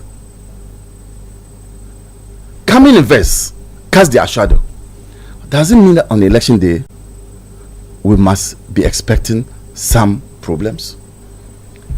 Because at each turn, they have never gotten it right in any turn. So you said, for this one, there was no problem, so we can go to the next one. At each turn, but they got it right. That's enough. Oh no, I'm talking about the process leading to this 2012 election, 2024 election. Let's talk about this one. At each turn, and that's my worry. Are we going to hear on election day people say that we can't find our names, and your media house here will be bombarded with calls from voters that they have worked here, they couldn't get it, they have worked there, they couldn't get it? Is that what is going to happen? I dread for that day. So they should stop also speaking and praising themselves. So when they are caught up in a challenge, then they'll say, oh, it has been happening. That is not an excuse. Are we moving forward or want to be stagnant? It has been happening means what? In the US elections, did we hear similar things like that? So I am of the view that either there is incompetence within their ranks, or it's just a deliberate attempt to just forestall the process. Else, I can't see how a commission that is paid, they have not also complained about any budgetary constraints, that has been paid by the taxpayer, and their budgets have been approved, can be making these mistakes and expecting that we go along with them. I will not. Yes, they are correcting them, but must that be the case? Must it be happening? Why? I am critical. I will not look at and then they will say that, you hear them say that, oh, but we discovered it. How does that explain away that thing? Oh, but we discovered it.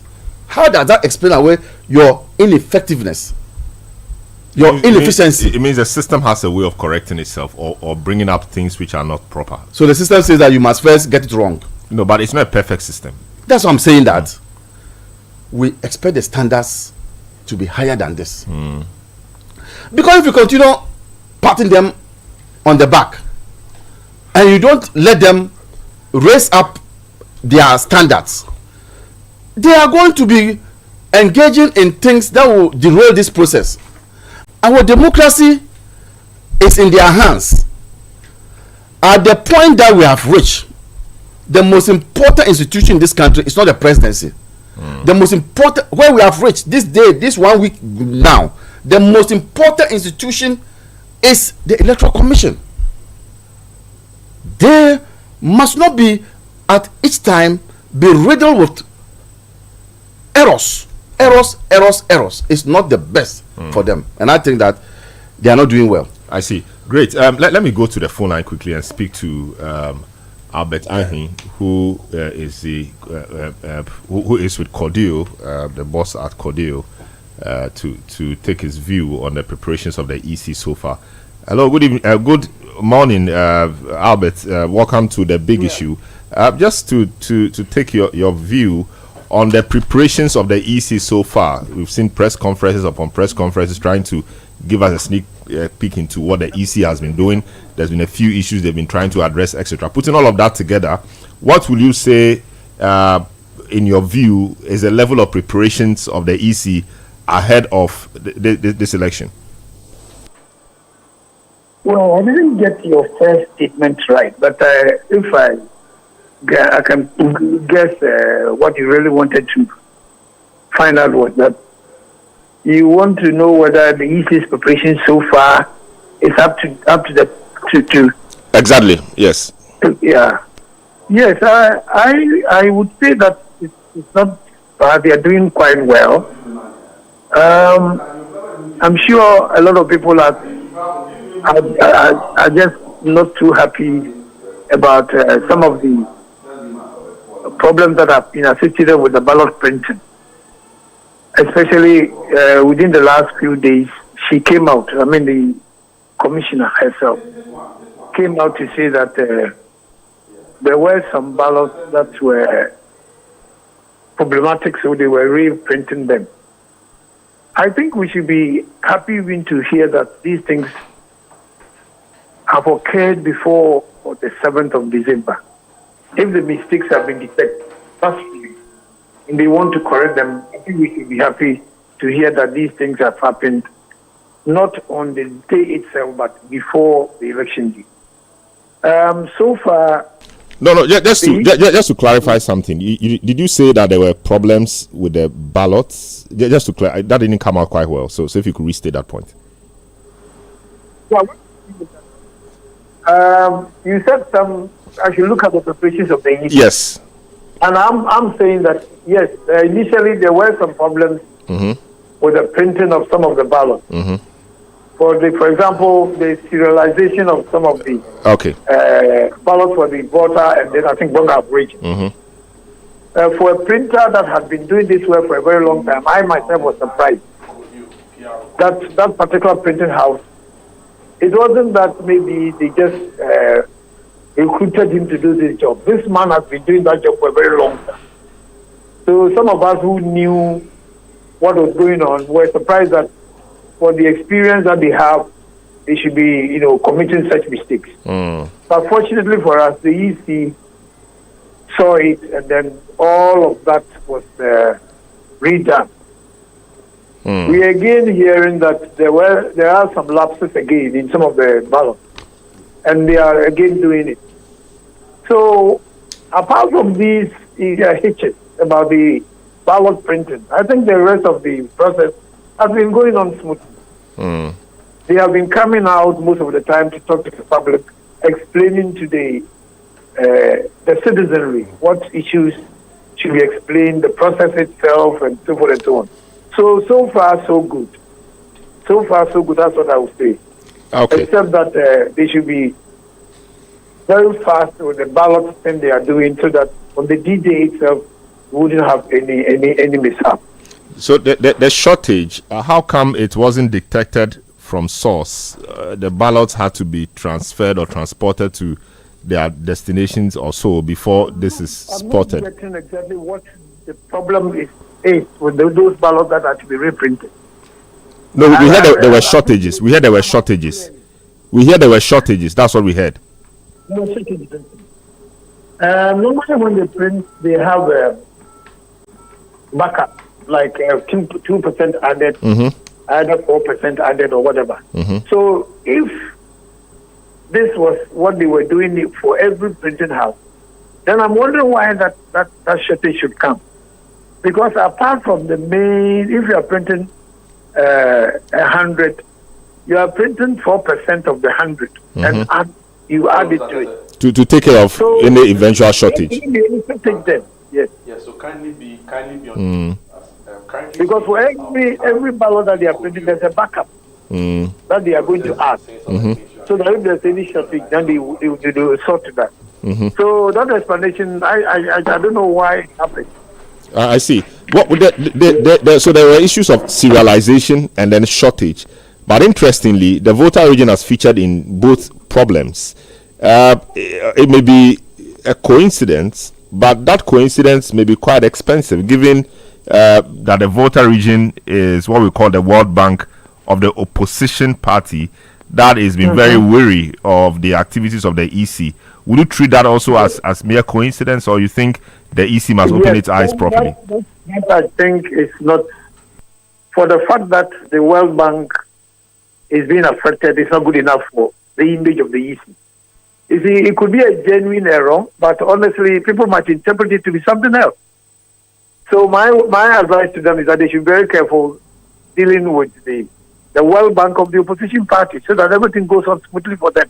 Otherwise, it will be misinterpreted to mean something else. So my advice to them is that they should be very careful the way they handle the voter ballot, because it might be misinterpreted. I see.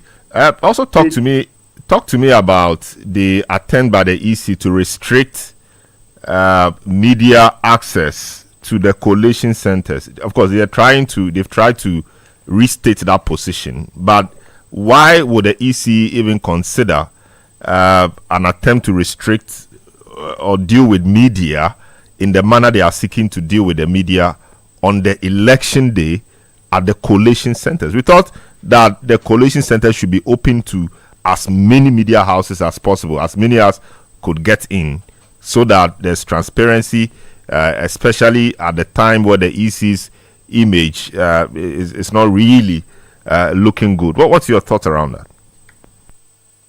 Yes, I am thinking that, for example, those days when I was with the EC, I remember very well that the operations room was not open to the media. It's only when we are ready and we will call them to come and maybe look at it or announce it, and then they will be there. But you see, I'm thinking that they are having the fear that if they open the floodgate, if they allow everybody, they might not have the peace or the tranquility to do the job. I'm having an opinion that is maybe what is at the back of the decision they are taking. I don't know whether they are restricting all the media or they are admitting some and not getting others to go there. I'm not getting that picture right. Is it that all of them are not to be there, or is being restricted to a few? So I mean, it's been restricted really. So what?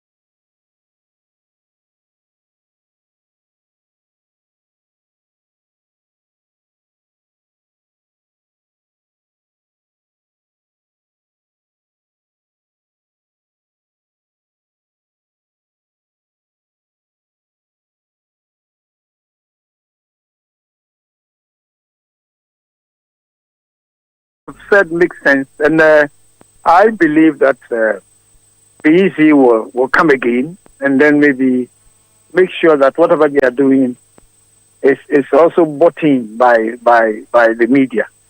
There's no point maybe trying to restrict so many media houses from getting into the collation center. The more they get in there and get these things out, the better for the EC itself in terms of transparency. So I think it should be a kind of a dialogue between the EC and the media houses, so that they arrive at a very nice compromise. Very well. So everybody is happy. Yeah, that is what I think should be done. Thank you so much, Abetahin of the Cordeo. Thank you so much for sharing your experience with us. But in the meantime, all right. So thanks so much for speaking to us. Let's now also quickly speak to. Let's speak to Samuel Tete, who is the Deputy Chair of Operations at the EC, to help us appreciate some of the things they've been doing. Hello, good morning, sir. Welcome to The Big Issue. Hello, Mr. Tete. Good morning. Good morning. Yeah, my name is Fred Tete, not Samuel Tete. Okay, Fred Tete, and you're the Deputy Chair of the Operations EC. Is that no? I'm Deputy Chair Research, Deputy Director Research. Deputy Director Research. Okay, apologies on my part. I know Samuel Tete is the Deputy Chair, so you are Deputy Director Research of the EC. All right, grateful that you've made time to join us. First of all, talk to me about the feeling at the EC. It does appear that there are errors or challenges keep coming up at every turn, like some of the political parties have said. In the last week alone, we've seen issues of shortage of ballots, we've seen broken seals, we've also seen this matter of media restriction at collation centers, etc. What is the thinking of the EC regarding all these bashing, they are suffering from, or you guys are suffering from the public? Well, thank you very much for the opportunity. This kind of, we are a human institution, as I may say, but we are poised, we are ready. The Commission is in the right kind of condition and prepared to deliver free and fair elections. Some of the issues that you've outlined, let me start with the issue of torn seals on bags containing the ballot papers. I believe you spoke to Mr. Ayin earlier on. Yes. These are things that are not, they are not unusual, because practically when you're moving bags, heavy bags with containing ballot papers, these are the work of laborers that we have, and then some will recruit to help us at the printing houses to move this ballot into the container vans that carry the ballot from the printing houses to the regions. As you do that, and people must know that when we are packaging and then putting the political parties up with us, bagging the ballot papers into the bags, those secure bags, we have the political parties with that, taking records of every content and the number of bags that are put in the van. They put their seals on them. And then, in addition, they sometimes put their padlocks on the vehicles and follow the vehicles from the headquarters to wherever this ballot papers will be discharged. So, movement of carrying the ballot papers in the bags or with their seals on it, it does happen because they'll be sitting, you are heaping them up one after the other until the 20-footer container vehicle gets full. So basically, you may not see that perfectly everything within us. The vehicle even move from here to, let's say, Volta region, who it moved from here to Bolga. The shaking and the road condition and this and nothing can happen to any of the bags. It's also possible that even getting to this and the bag may turn. because of the heaviness of the other material, the other bags on it. So, and the refreshing thing is that at the end of the day, when it was open, the seals that were broken are right there beside the what do you call it, the bag in the container or in the van. So I don't see why this thing should be maybe a big issue or something. Moreover, when the materials were opened, they all attest to the fact that nothing has been tampered with. So I think Ghanaians should believe and then should accept that in movement of things, sometimes even when you are moving electronics or something, even in a container, you get some kind of breakages or something happening. So I think we should accept it because so far no ballot has been missing out of that kind of container or from the bag. Putting that one to rest, I must also say that the vehicles as they move, the political parties join the convoy. When we are moving ballot from Accra to Bolga, they are part of the convoy. When we move it from Bolga, the regional police command, Amori, to let's say Zibila, they are part of the convoy. The political party reps are part of the convoy. And they have their padlocks and then their seals on the materials. So I think that's the processes. Now let's talk about the issue of shortages of ballot. And like the chairperson said, and Dr. Bosman said, Mr. Tete said yesterday, it's not pertaining. When you even look at the figures that being spoken about, you are looking at 2 or 3 booklets of 100, one booklet of 5, 10, 2 booklets of 25, and that. And many of these shortages that we're talking about, the Commission is trying as much as possible, okay, to stay within the 2% extra ballot which is being printed for every polling station or every constituency.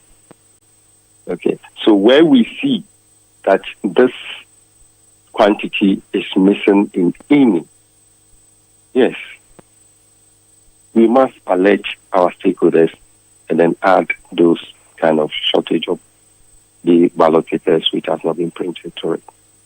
And in any case, it didn't affect one region.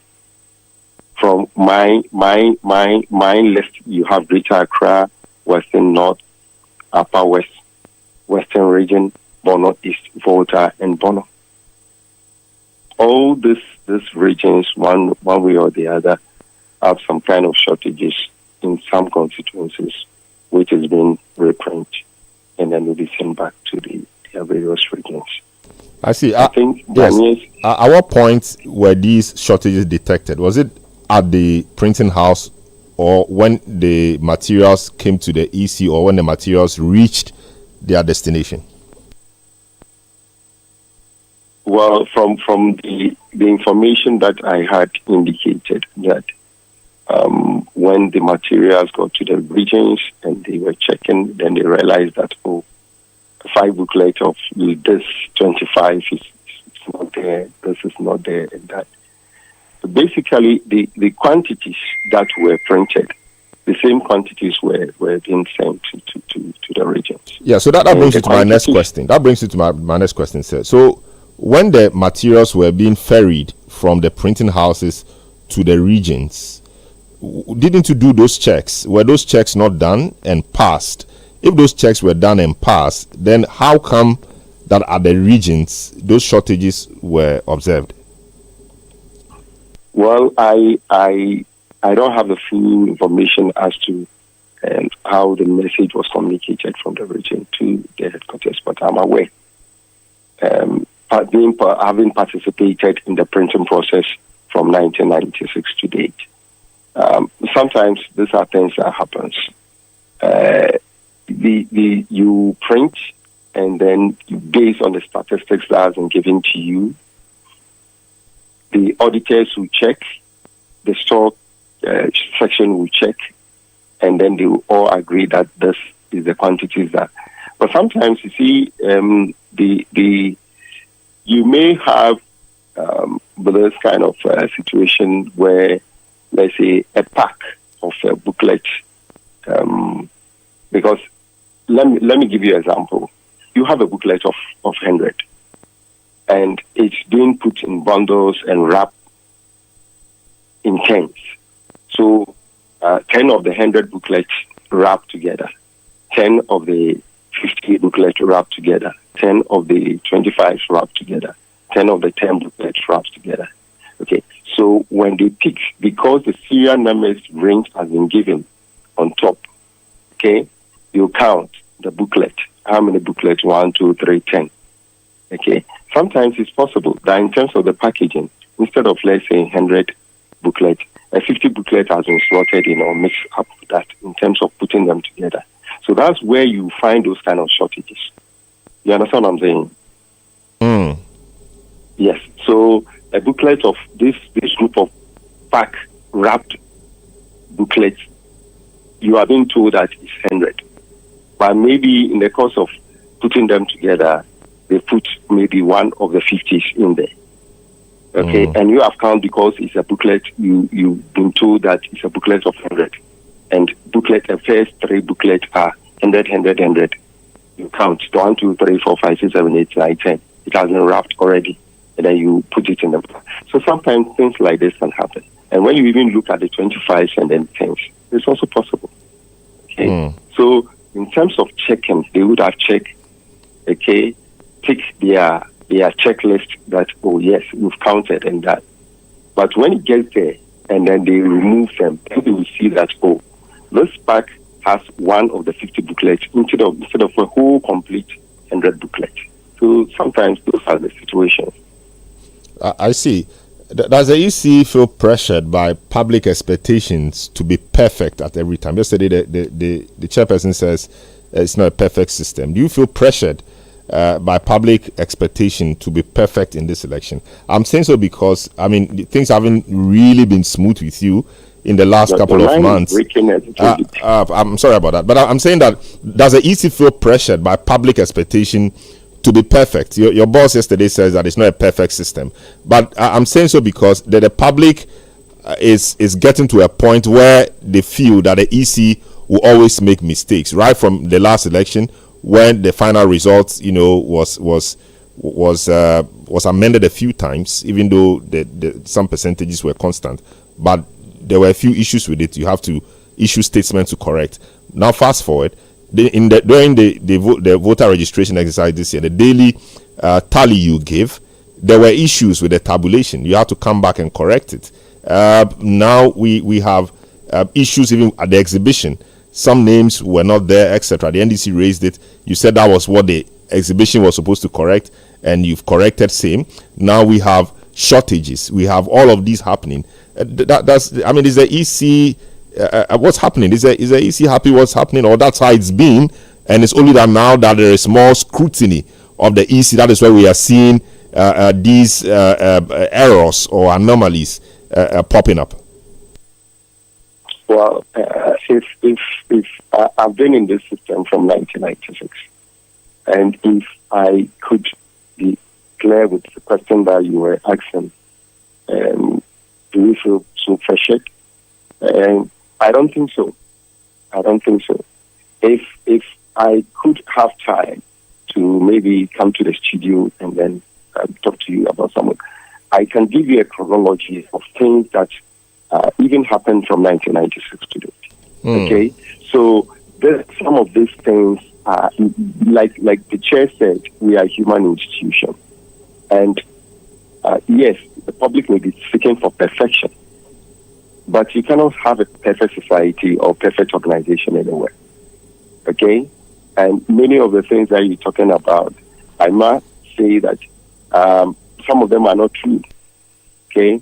Like the issue of exhibition that came out, that some names are missing, illegal transfers and some of those things that the EC proved to the public at the IPAC meeting at the Elisa Hotel that many of the allegations being touted around were incomplete and they were not true. Okay? And we also came back. We did a re-exhibition. We provided a platform for the political parties and all stakeholders to come out with their concerns regarding the register. Okay. How many of them came back to tell us that, what you said, we said that they were missing names and those things? We couldn't. The EC said we saw them and we fixed them ahead of time. Now let's come back to what is happening now. Like I said, we may not have any perfect organization anywhere. Okay. We are human institutions. And I must say that there are things that we overlooked as far back as so many years from 1996. There was some of these kind of things were coming up. But now it seems like the vibrant kind of media space that we have, okay, small little thing or something small is being overblown and all kind of things. That's from my take. But I know that we'll get there, and we are getting there, and for sure we are prepared. Now let me talk about the issue of appointment of coalition officers that were spoken about the last time. Okay, when you look at Regulation 23B of the CI 127, it talks about the appointment of coalition officers. Now, when you look at it carefully, what do they do? The coalition officer practice is not the first time that we are bringing this. If you could remember, in 2016, we appointed coalition officers. And upon what basis? Upon the recommendation of the Electoral Reforms Committee coming out of the 2013 election petition. Because it was realized that the transpositional errors made on the pin sheets, on the coalition sheet, by the returning officers were due to fatigue. And these are the very three officials who will be doing the distribution of materials, do the supervision and monitoring of the elections on election day in their constituency, and come back in the evening and the collating results. So it was agreed as part of the reforms recommendation that a fresh persons like people with arithmetic, actuarial science, statistical background should be taken or employed as what? As coalition officers. And that's what we did in 2016. And things went very well. Now the commission has gone back to that same practice and said, okay, I'm revisiting that approach. Let's get this. We've interviewed them. I was in some of the regions to interview those people and then take them through the Excel process that they are going to use. Yesterday, a question was asked as to the formula for the Excel at the IPAC meeting. It is not, there's no any formula in that Excel. It's just a mere Excel sheet which will be projected. And the coalition officers, the commission said they are going to work independently of the returning officer in the coalition. What exactly does it mean? It's a parallel kind of tabulation. Whereas the coalition officer is using the Excel sheet on a PC, on a laptop, which is being projected for the view of everybody, entering the figures. So what happens at the coalition center is that when the results for a polling station comes, the returning officer, as is announcing the figures per candidate,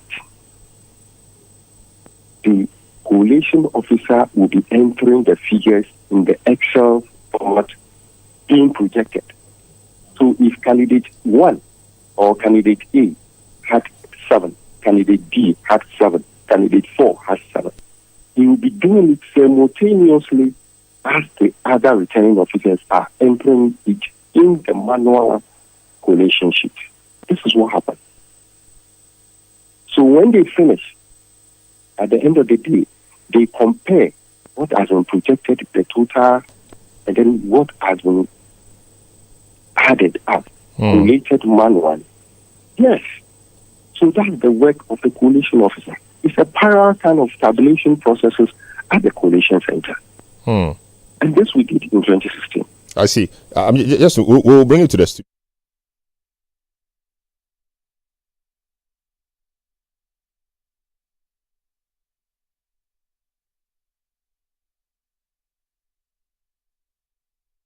Now, is it minimum, or you are just accrediting 4,500 media people across the country to observe the elections or to be at the collation centers? Well, the numbers that were churned out by the chairperson of the commission are the numbers, the kind of the photographs and the names of media personnel that we receive, both from the GJA across the regions and the national HQ, and then KIPA as well.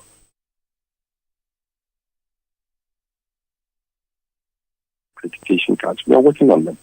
But in terms of the personnel, number of media personnel presence at the collation centers, the chairperson said they've spoken to KIPA and the GJA executives, and what the commission is saying is that a minimum of 8. A minimum of 8. Okay? And to me, I think, yes, the minimum of 8 should be understood because, well, in Accra, we could have so many media houses here, could have about 400, 500 media houses here. But when you go to many of the constituencies in the hinterland, okay, I'm aware that many of the bigger, like the Channel 1 city, you may be sending people to all the constituencies, the 276 constituencies. Joy may be doing that. Peace FM will be doing that. Other media houses will be doing that. But when you go into the constituencies, you can have a constituency without a media station at all. We do have. Okay? So we are aware that in some of those places we may not have the numbers. But then if that your memo was not clear enough, because if it's minimum, then it means that there's no cap on the maximum. So why accredit just 4,500 when we could have 10,000 media people willing and able to cover the elections at the collation centers? I'm glad you made reference to the memo. If you could see, the memo was not addressed to the public. It was an internal memo to our district officers and regional directors. Okay, that happened to be in the public domain, and so this is something that the commission has come back to clarify, and the chair has spoken about that. So I think we should go by what the chair said, like a minimum of 8 at collation centers. I see. And one thing that I would like to add before you leave is we are not encouraging people to be congested at getting themselves amassed at collation centers. The case of Tichiman South should be fresh in our mind in all cases. So if you don't have anything doing there, if you're not being accredited, you don't have any business at the collation center. In any case, the media, the few media, whatever the numbers will be covering the activities at the collation centers live. And therefore, we are not encouraging people without business at the collation center. Very well. There to cause confusion and chaos. Thank you very much, Fred Tete, Deputy Director, Research at the for speaking to us. This is The Big Issue, 97.3 City FM and on Channel 1 television. We've just been speaking about the EC's preparedness, etc. Alfred, I'm coming to you. So what's your thinking? You've heard the EC speak, you've heard Kodio speak as well. We heard Jean Mensah speak yesterday and all the matters that came up in the week. You think they are prepared, given all that you've heard and know? Thanks once again, Selorm. It's quite unfortunate that this is happening now. I feel that the EC should be well equipped and shouldn't bring up some of these challenges during this time. When you print, I've been in the printing house before, when you print the ballot papers, you check all the serial numbers and everything before it's locked, and when it's locked, you put your seal and everything on it, as he's taking us through, so I don't need to go elaborate on it anymore. But so when there is a challenge after that, I wonder whether they didn't do their calculations well, or what went wrong, because if there's a shortage of materials, then it means that either it wasn't serialized well or they didn't do the calculations well.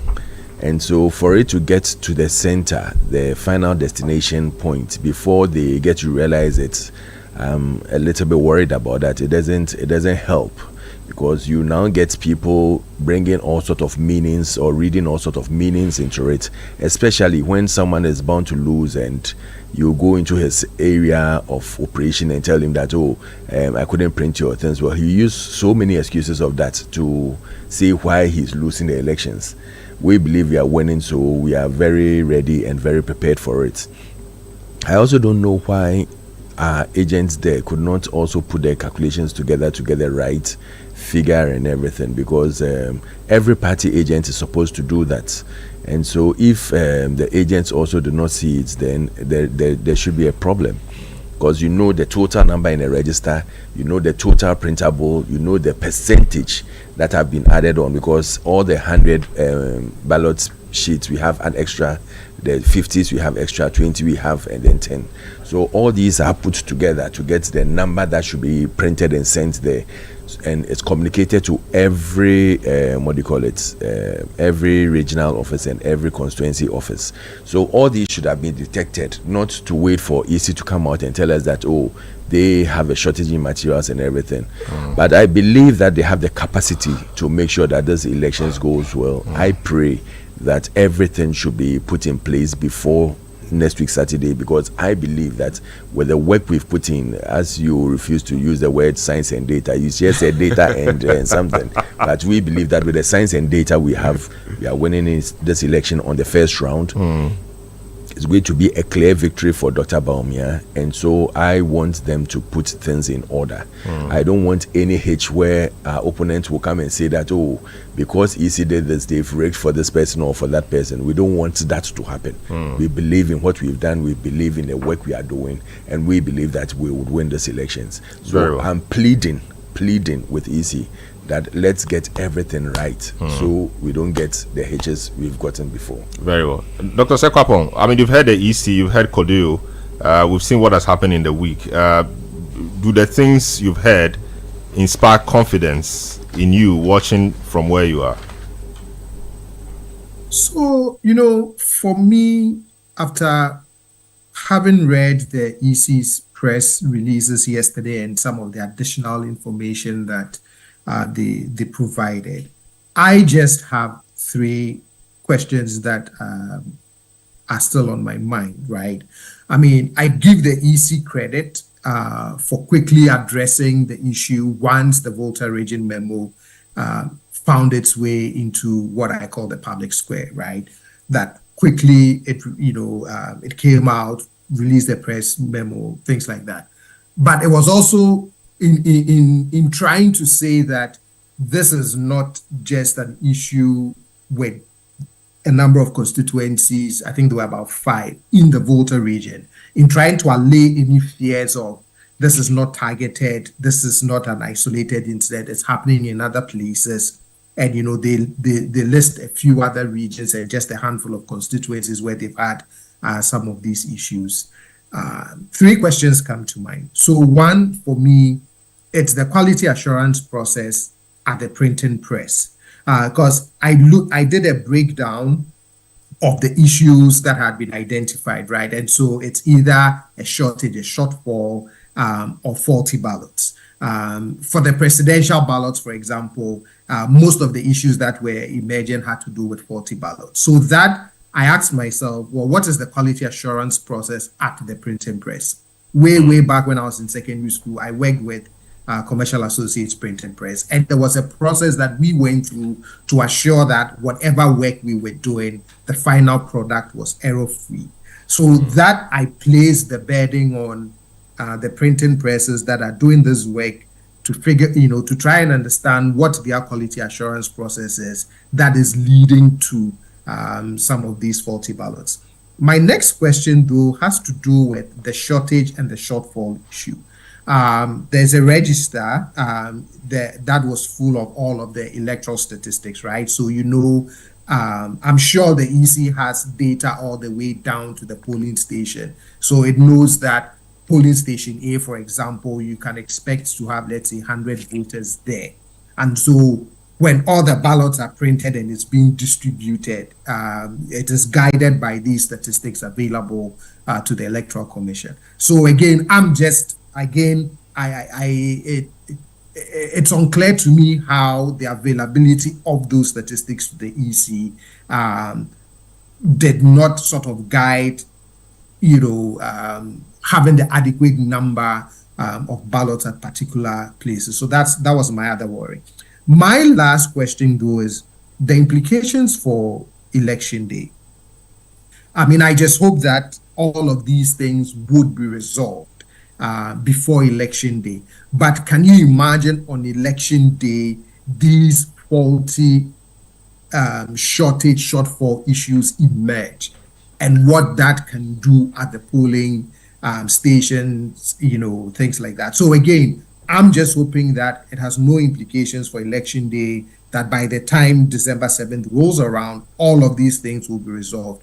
But in the unlikely event that, let's say, there's a shortage somewhere, I just hope that the EC has a contingency plan that can immediately resolve it. Because sometimes it is some of these issues that trigger people's political temperaments and start wondering, what's going on, is it deliberate, things like that. The last point that I'll make is, you mentioned that is the EC under pressure, given all the public eye set on it, that is there some expectation of perfection? I don't believe that citizens are looking for a perfect EC. After all, any bureaucratic institution, every so often, would run into some of these administrative errors. I think the difficulty that the EC is in is the fact that trust and confidence in the institution and in the electoral system is at a historic low if you look at Afrobarometer and if you look at the NCC survey that came out this year. I think it is in that climate that is making citizens, scrutinize the EC's work even more, and raises a lot of questions. If trust was at a level, higher than it is now, then any mistakes that are uncovered, the EC will be given the benefit of the doubt, and it would be viewed as an honest mistake. But when trust is low, this is what happens, right? People become very suspicious, and even the most honest of mistakes are not giving the benefit of the doubt. And I just hope that it's the one thing that in the few days that we have before the election, the EC would continue to keep in mind that the atmosphere and the climate in terms of trust and confidence is very different. And so its actions have to be geared towards giving us that reassurance that all is well. Very well. Thank you so much, Dr. Jonas Kwapon. Just hang in there. We'll take a short break. When we come back, we'll look at Parliament briefly and the recall. The recall has been placed on ice. It's not happening until after the election. This is a big issue. My name is Selorm Adonoo. We'll be right back. Don't go away.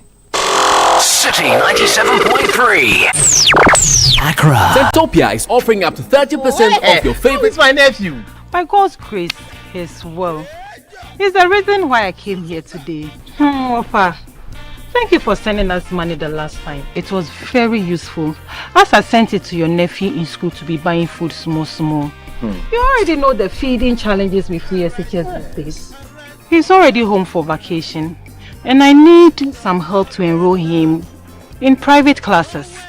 But he just left for school a few weeks ago. I mean, as for this your traffic light system, I don't understand. And we have to cough money for extra classes in this economy. Look, it's unfortunate the way we are playing with the future of these children. Yes. This free senior high school program needs to be improved. And that is where John Mahama comes in. They say he's coming to cancel the free SHS when he comes home. How can the person who started the progressively free SHS program cancel it? Rather, he is going to maintain and improve it by abolishing the double track system, providing dedicated source of funding, and include the private senior high schools in the program. You know, he's also going to decentralize and improve the food procurement to make sure that our children can eat good food while they're in school. Money can breathe. I'm going to campaign for John Mahama because I want quality free SHS for my children. Enough of the traffic lights. Vote for change. Vote for John Mahama and the NDC.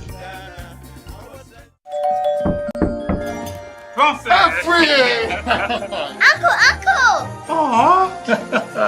This Christmas is giving. It's giving! Are you ready, kids? Sis, is the jollof ready? These your people. The area must be for kudos! The jollof is ready! Sakura.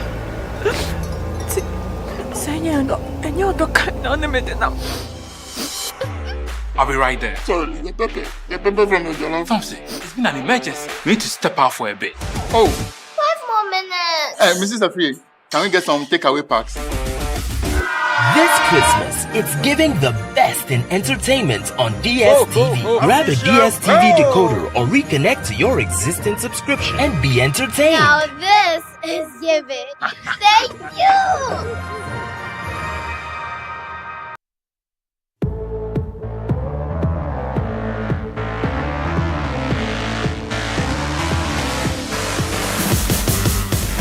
Tell me, is this thing on now? I've been working long like a marathon now. Tying up words, making them a ball now. Tell me, we too lonely alone now. I got a message when they put it in a song now. I'll see you later, all the haters got it wrong now. We're touching the lightning, we're coming alive, yeah. We're feeling inside, yeah. We got the power.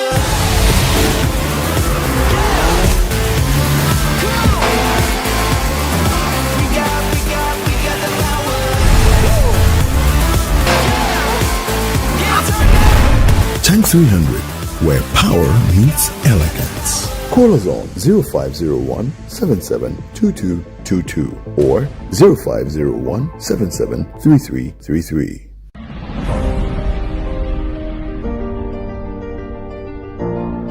I want to thank you for being here. We all know that today we are not gathered to trade our tired ideas, but we are here for a bold and transformative dialogue. But today's dialogue is not about policies only. It is about engaging in a national imperative.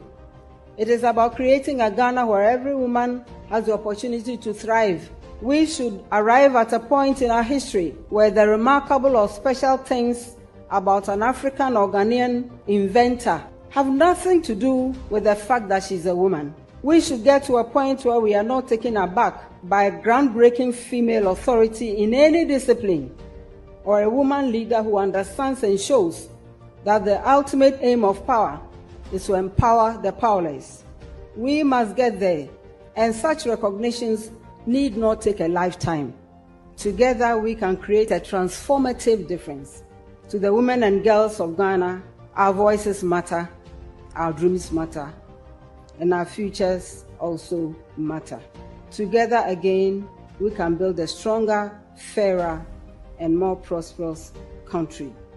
This is the good news. Thank you very much for your time.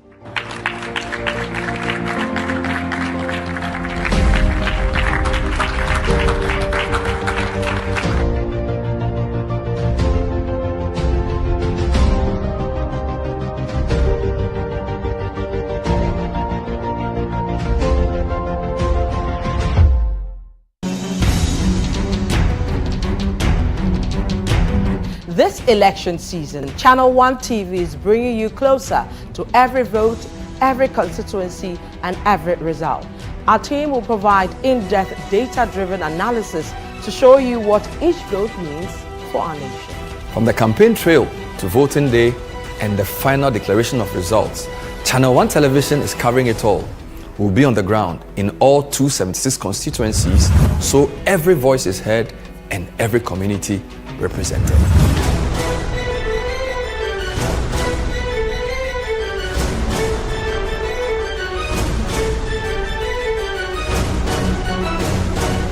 Our comprehensive election coverage brings you every key moment and every voice. With updates from all stakeholders nationwide. This is election news you can trust, powered by the latest data and expert analysis. Join us on Channel 1 TV for election coverage that keeps you informed and engaged. We are here for every step of the journey. Channel 1 TV, your election bureau.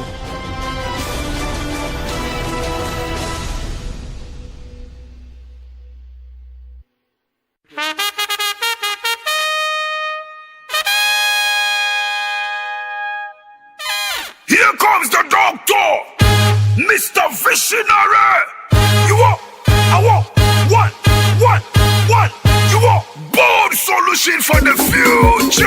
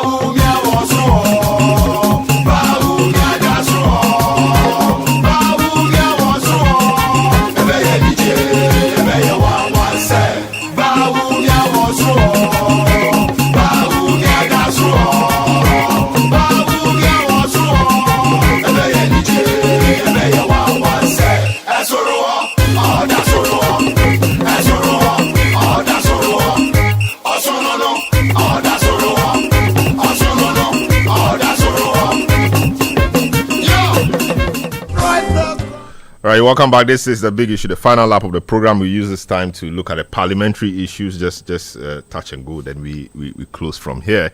So Parliament will not be recalled. Majority Leader Fenyomakin triggered a process as Speaker to call Parliament for 28th and 29th November to consider what he calls urgent government business. Speaker says it will not be fair to recall Parliament now because members are in their constituencies campaigning and it's part of MP's job to engage constituents, account to them for their stewardship, etc. Based on that, he will not recall Parliament. He will only do so after the election. Many have said that the matter was not handled well. A political solution was needed to this and not a legal one, as Afenyomark sought to do. Let me start with Amaliba Abraham. What do you make of the Speaker's response to the quest to recall Parliament to consider urgent government business, as Afenyomark put it? The EC officer made a point. I want to deal with that a little. He spoke about the seal and that it was a pressure of the packing of the materials that must have led to that. But I don't think that seals break that so easily. Then it's not a seal. I have gone for the definition of a seal: a device or substance that is used to join two things together so as to prevent them from coming apart or to prevent anything from passing through them. If you have a seal that can succumb to just pressure of packing, then it's not a seal. And I think that he should come again. That explanation does not wash at all. Now, he also spoke about coalition officers.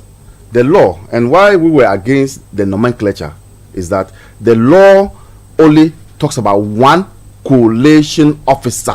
So, you see, what the EC doesn't know is that nothing they can do is not supported by law. Everything, even if they want to drink water, it must be supported by law. So, they don't know that their work is regulated. So, you can't have more than one coalition officer. So if you are calling that person a coalition officer, when we already have a coalition officer, it's incongruous.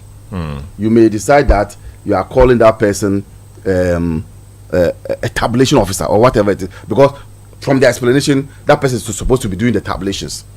So you don't call him again as coalition officer. It goes against the spirit of the law. All right, so deal with Parliament for me now.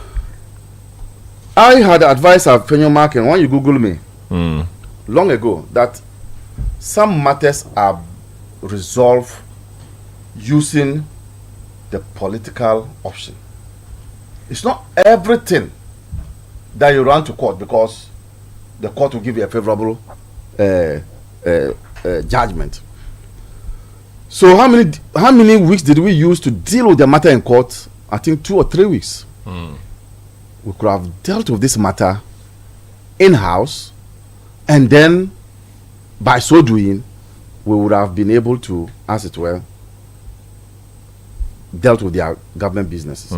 But much of the time was used to deal with the dispute in court. And once you submit a matter in court, you just have to wait for the court. No matter how speedy the court is, you still have lost some time. So where we are today, and from what the speaker said, it is not convenient to be calling MPs back from the constituency this time. They will not even come because they themselves have to secure themselves their mandate and then to come back. So the timing of the call, and I just think that Penyomaki was just trying to test the pulse of Mr. Speaker, but I'm not sure that he meant that Parliament will be coming a week to elections or 2 weeks to elections when people would want to secure their victory in the constituency. So I think that Afenyomaki shot himself in his own foot. He didn't address the issue so well, and I'm shocked that at this time he's still attacking Mr. Speaker. His language is bad. When you are speaking about your boss, particularly when somebody is cheering over you, and you have direct contact with him on daily basis, you don't attack him that way. You may attack somebody who you will see in 2 weeks, you will see in 1 month, but on a daily basis, Afenyomaki must be advised. The person that you'll be dealing with daily, you don't attack him that like the way he's attacking. I think that his immaturity is getting the better part of him, and I think he should be given some advice. But Mr. Speaker's decline is proper. There's no way we can get a working quorum, and so we can only come back when Parliament resumes. After the election. Alfred, on this Parliament matter. Yeah, it's unfortunate that it's stretched to this extent. The mere fact that there's an election doesn't mean that government business should hold. They should quickly know that at the end of it all, you need to work. I don't think 2 days was going to be a huge problem for them to do this and change anything on their ballot, on their voting, because Amaliba himself said here that it's not this time that you are going to say something that the voter will do this and that will change his mind. If the voter is not going to change his mind, then why can't they come 2 days and run government business? Because government business should not be put on hold because of elections, and the speaker should not act as that. He has full control of the house, so he does what he wants. He should work with people. As much as we want all the sides to work together, this Parliament has really disappointed us, to say. Do you think that this could have been dealt with the political way rather than legal? It could have, if the Speaker from day one has shown that will, that he is not one-sided, because it depends on how you deal with the house from day one. And from day one, we've all seen what has happened till date. This Parliament has been one of the parliaments that we can all say that we are not happy with. Nobody is happy with this Parliament. We expected that even when it was more or less like a divided number, like 50-50, we expected them that this is where they will be able to work together and make sure that things go the way it's supposed to go. But we've seen as a party that it doesn't work that way. So we'll play with everyone. They should take a cue from this and know that dealing with these opponents, it's quite a big problem. It's like taking a machete and cutting your small toe off. So we should work together. We should try and make sure that at the end of it all, we work for the good of this country. We can't use excuses because everybody has work to do. Everybody has an election to win. But everybody is on ground and still working and making sure that their work, they come. I was called here on from ground. I could have decided that I wouldn't come because I'm still working for Saturday for us to win the elections. But I came here to make sure that whatever message we have, we are imparting it, and to make sure too that Amaliba will not come and sit here and do the usual NDC propaganda. That's why I came. And so I'm working from here. I'm going back to Central Region to make sure that I deliver with my Amaliba people. is working. He also came from the north yesterday or 2 days ago. He's doing propaganda. He said he was going to the north. He didn't go anywhere. He was in Accra. He was just running away from some of the studios. He chooses and picks which studio he wants to go to. At the end of it all, we have an election too. So I think the speaker should really work with the people. Right now it's too late to do anything, but he should have at least called the 2 days. Whatever they will discuss, where they get to, they can close there and then move on. But there are certain serious issues like the budget, for example. But that can be done after the elections. It can still be done after, but there will be deliberations on it. But you don't use the 2 days to do deliberation. When you come and you at least talk about it and you give it to them that, listen, go and deliberate on it. When you come back, we'll close it up. It's good. It's better than not waiting till last minute. Last minute, when you bring it, I'll tell you that I have to go through, and it will create issues. Even though they are losing the elections, we know that we are working hard. It doesn't mean that we should leave them to do what they like. I implore on every Ghanaian that on 7th of December, they should remember and go to the polls and vote for Dr. Alhaji Mahmoud Bawumia. Very well. The best man to lead in the next generation. All right, Dr. Sekwapon, your view on this parliamentary recall, the fact that Speaker declined, and you think is the right thing to do at this time? You know, as I think I said on your show a couple of weeks ago that for me, in all of this, it is the loss of goodwill that I have been bothered by, right? Especially for an institution and persons who have regularly spoken favorably of each other. I keep saying you often hear them refer to each other as my good brother, my good friend. And so it's quite disappointing that, you know, they couldn't tap into that goodwill to resolve this impasse. So what we are left with is for them to, I mean, as the speaker has indicated, after the election, Parliament would reconvene.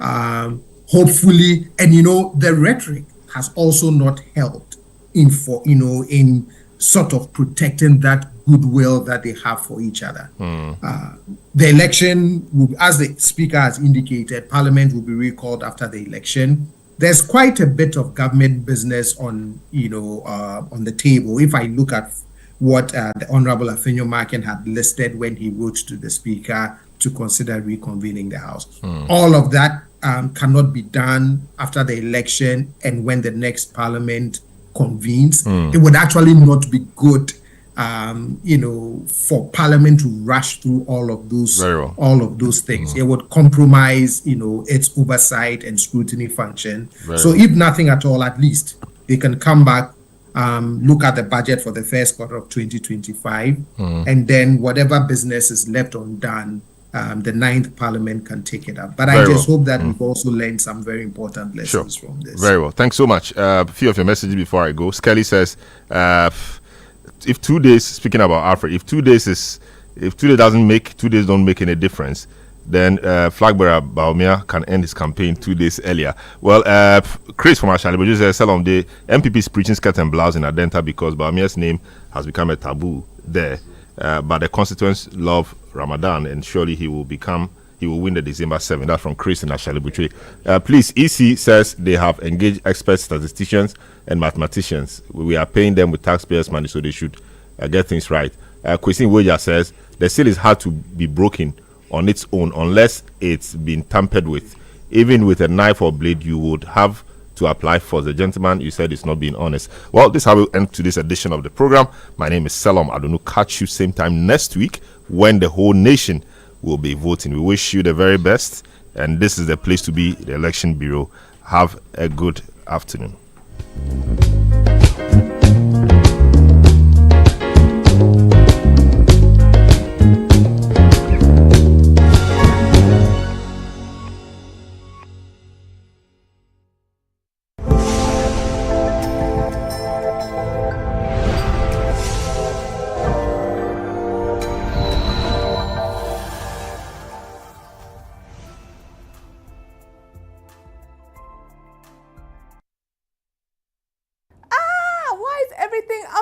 down. Can you help me get me back to normal? Woo! Thank you for helping me. I'm dizzy. Okay. Hello, Wonder Space Explorers. Welcome to the Wonder Space Show with Miss Natalie. There's so much to uncover. Are you an explorer? Yes! Then join us on an adventure. All you need to do is look closely, think carefully, solve many problems. Wait! That's not all. We are the Wonder Space Explorers. We create things big or small and beautiful. We are WONDERFUL. We are wonderful. La la la la la la la la la la. Wonder Space. Can you guess what animal spends most of the day upside down? That's right, bats. Humans were not made to spend the day upside down. The short time I spent upside down made me so dizzy. That's because when we spend our time upside down, blood rushes to our brain and we feel dizzy. But bats are special. They don't have that problem. They have special valves that keep the blood from rushing to their head. So they don't feel dizzy when they spend most of their day upside down. But why do they need to spend their time upside down? Can't they just be upright like the rest of us? Well, there are some advantages to having the bats upside down. Bats can't just take off from the ground like birds. They need to drop from a high point like a tree or the top part of a cave before they take off and fly. So it helps them to take off and take flight. Wonder Space Explorers, I'm sure you're wondering, why are we learning about bats today? They are creepy.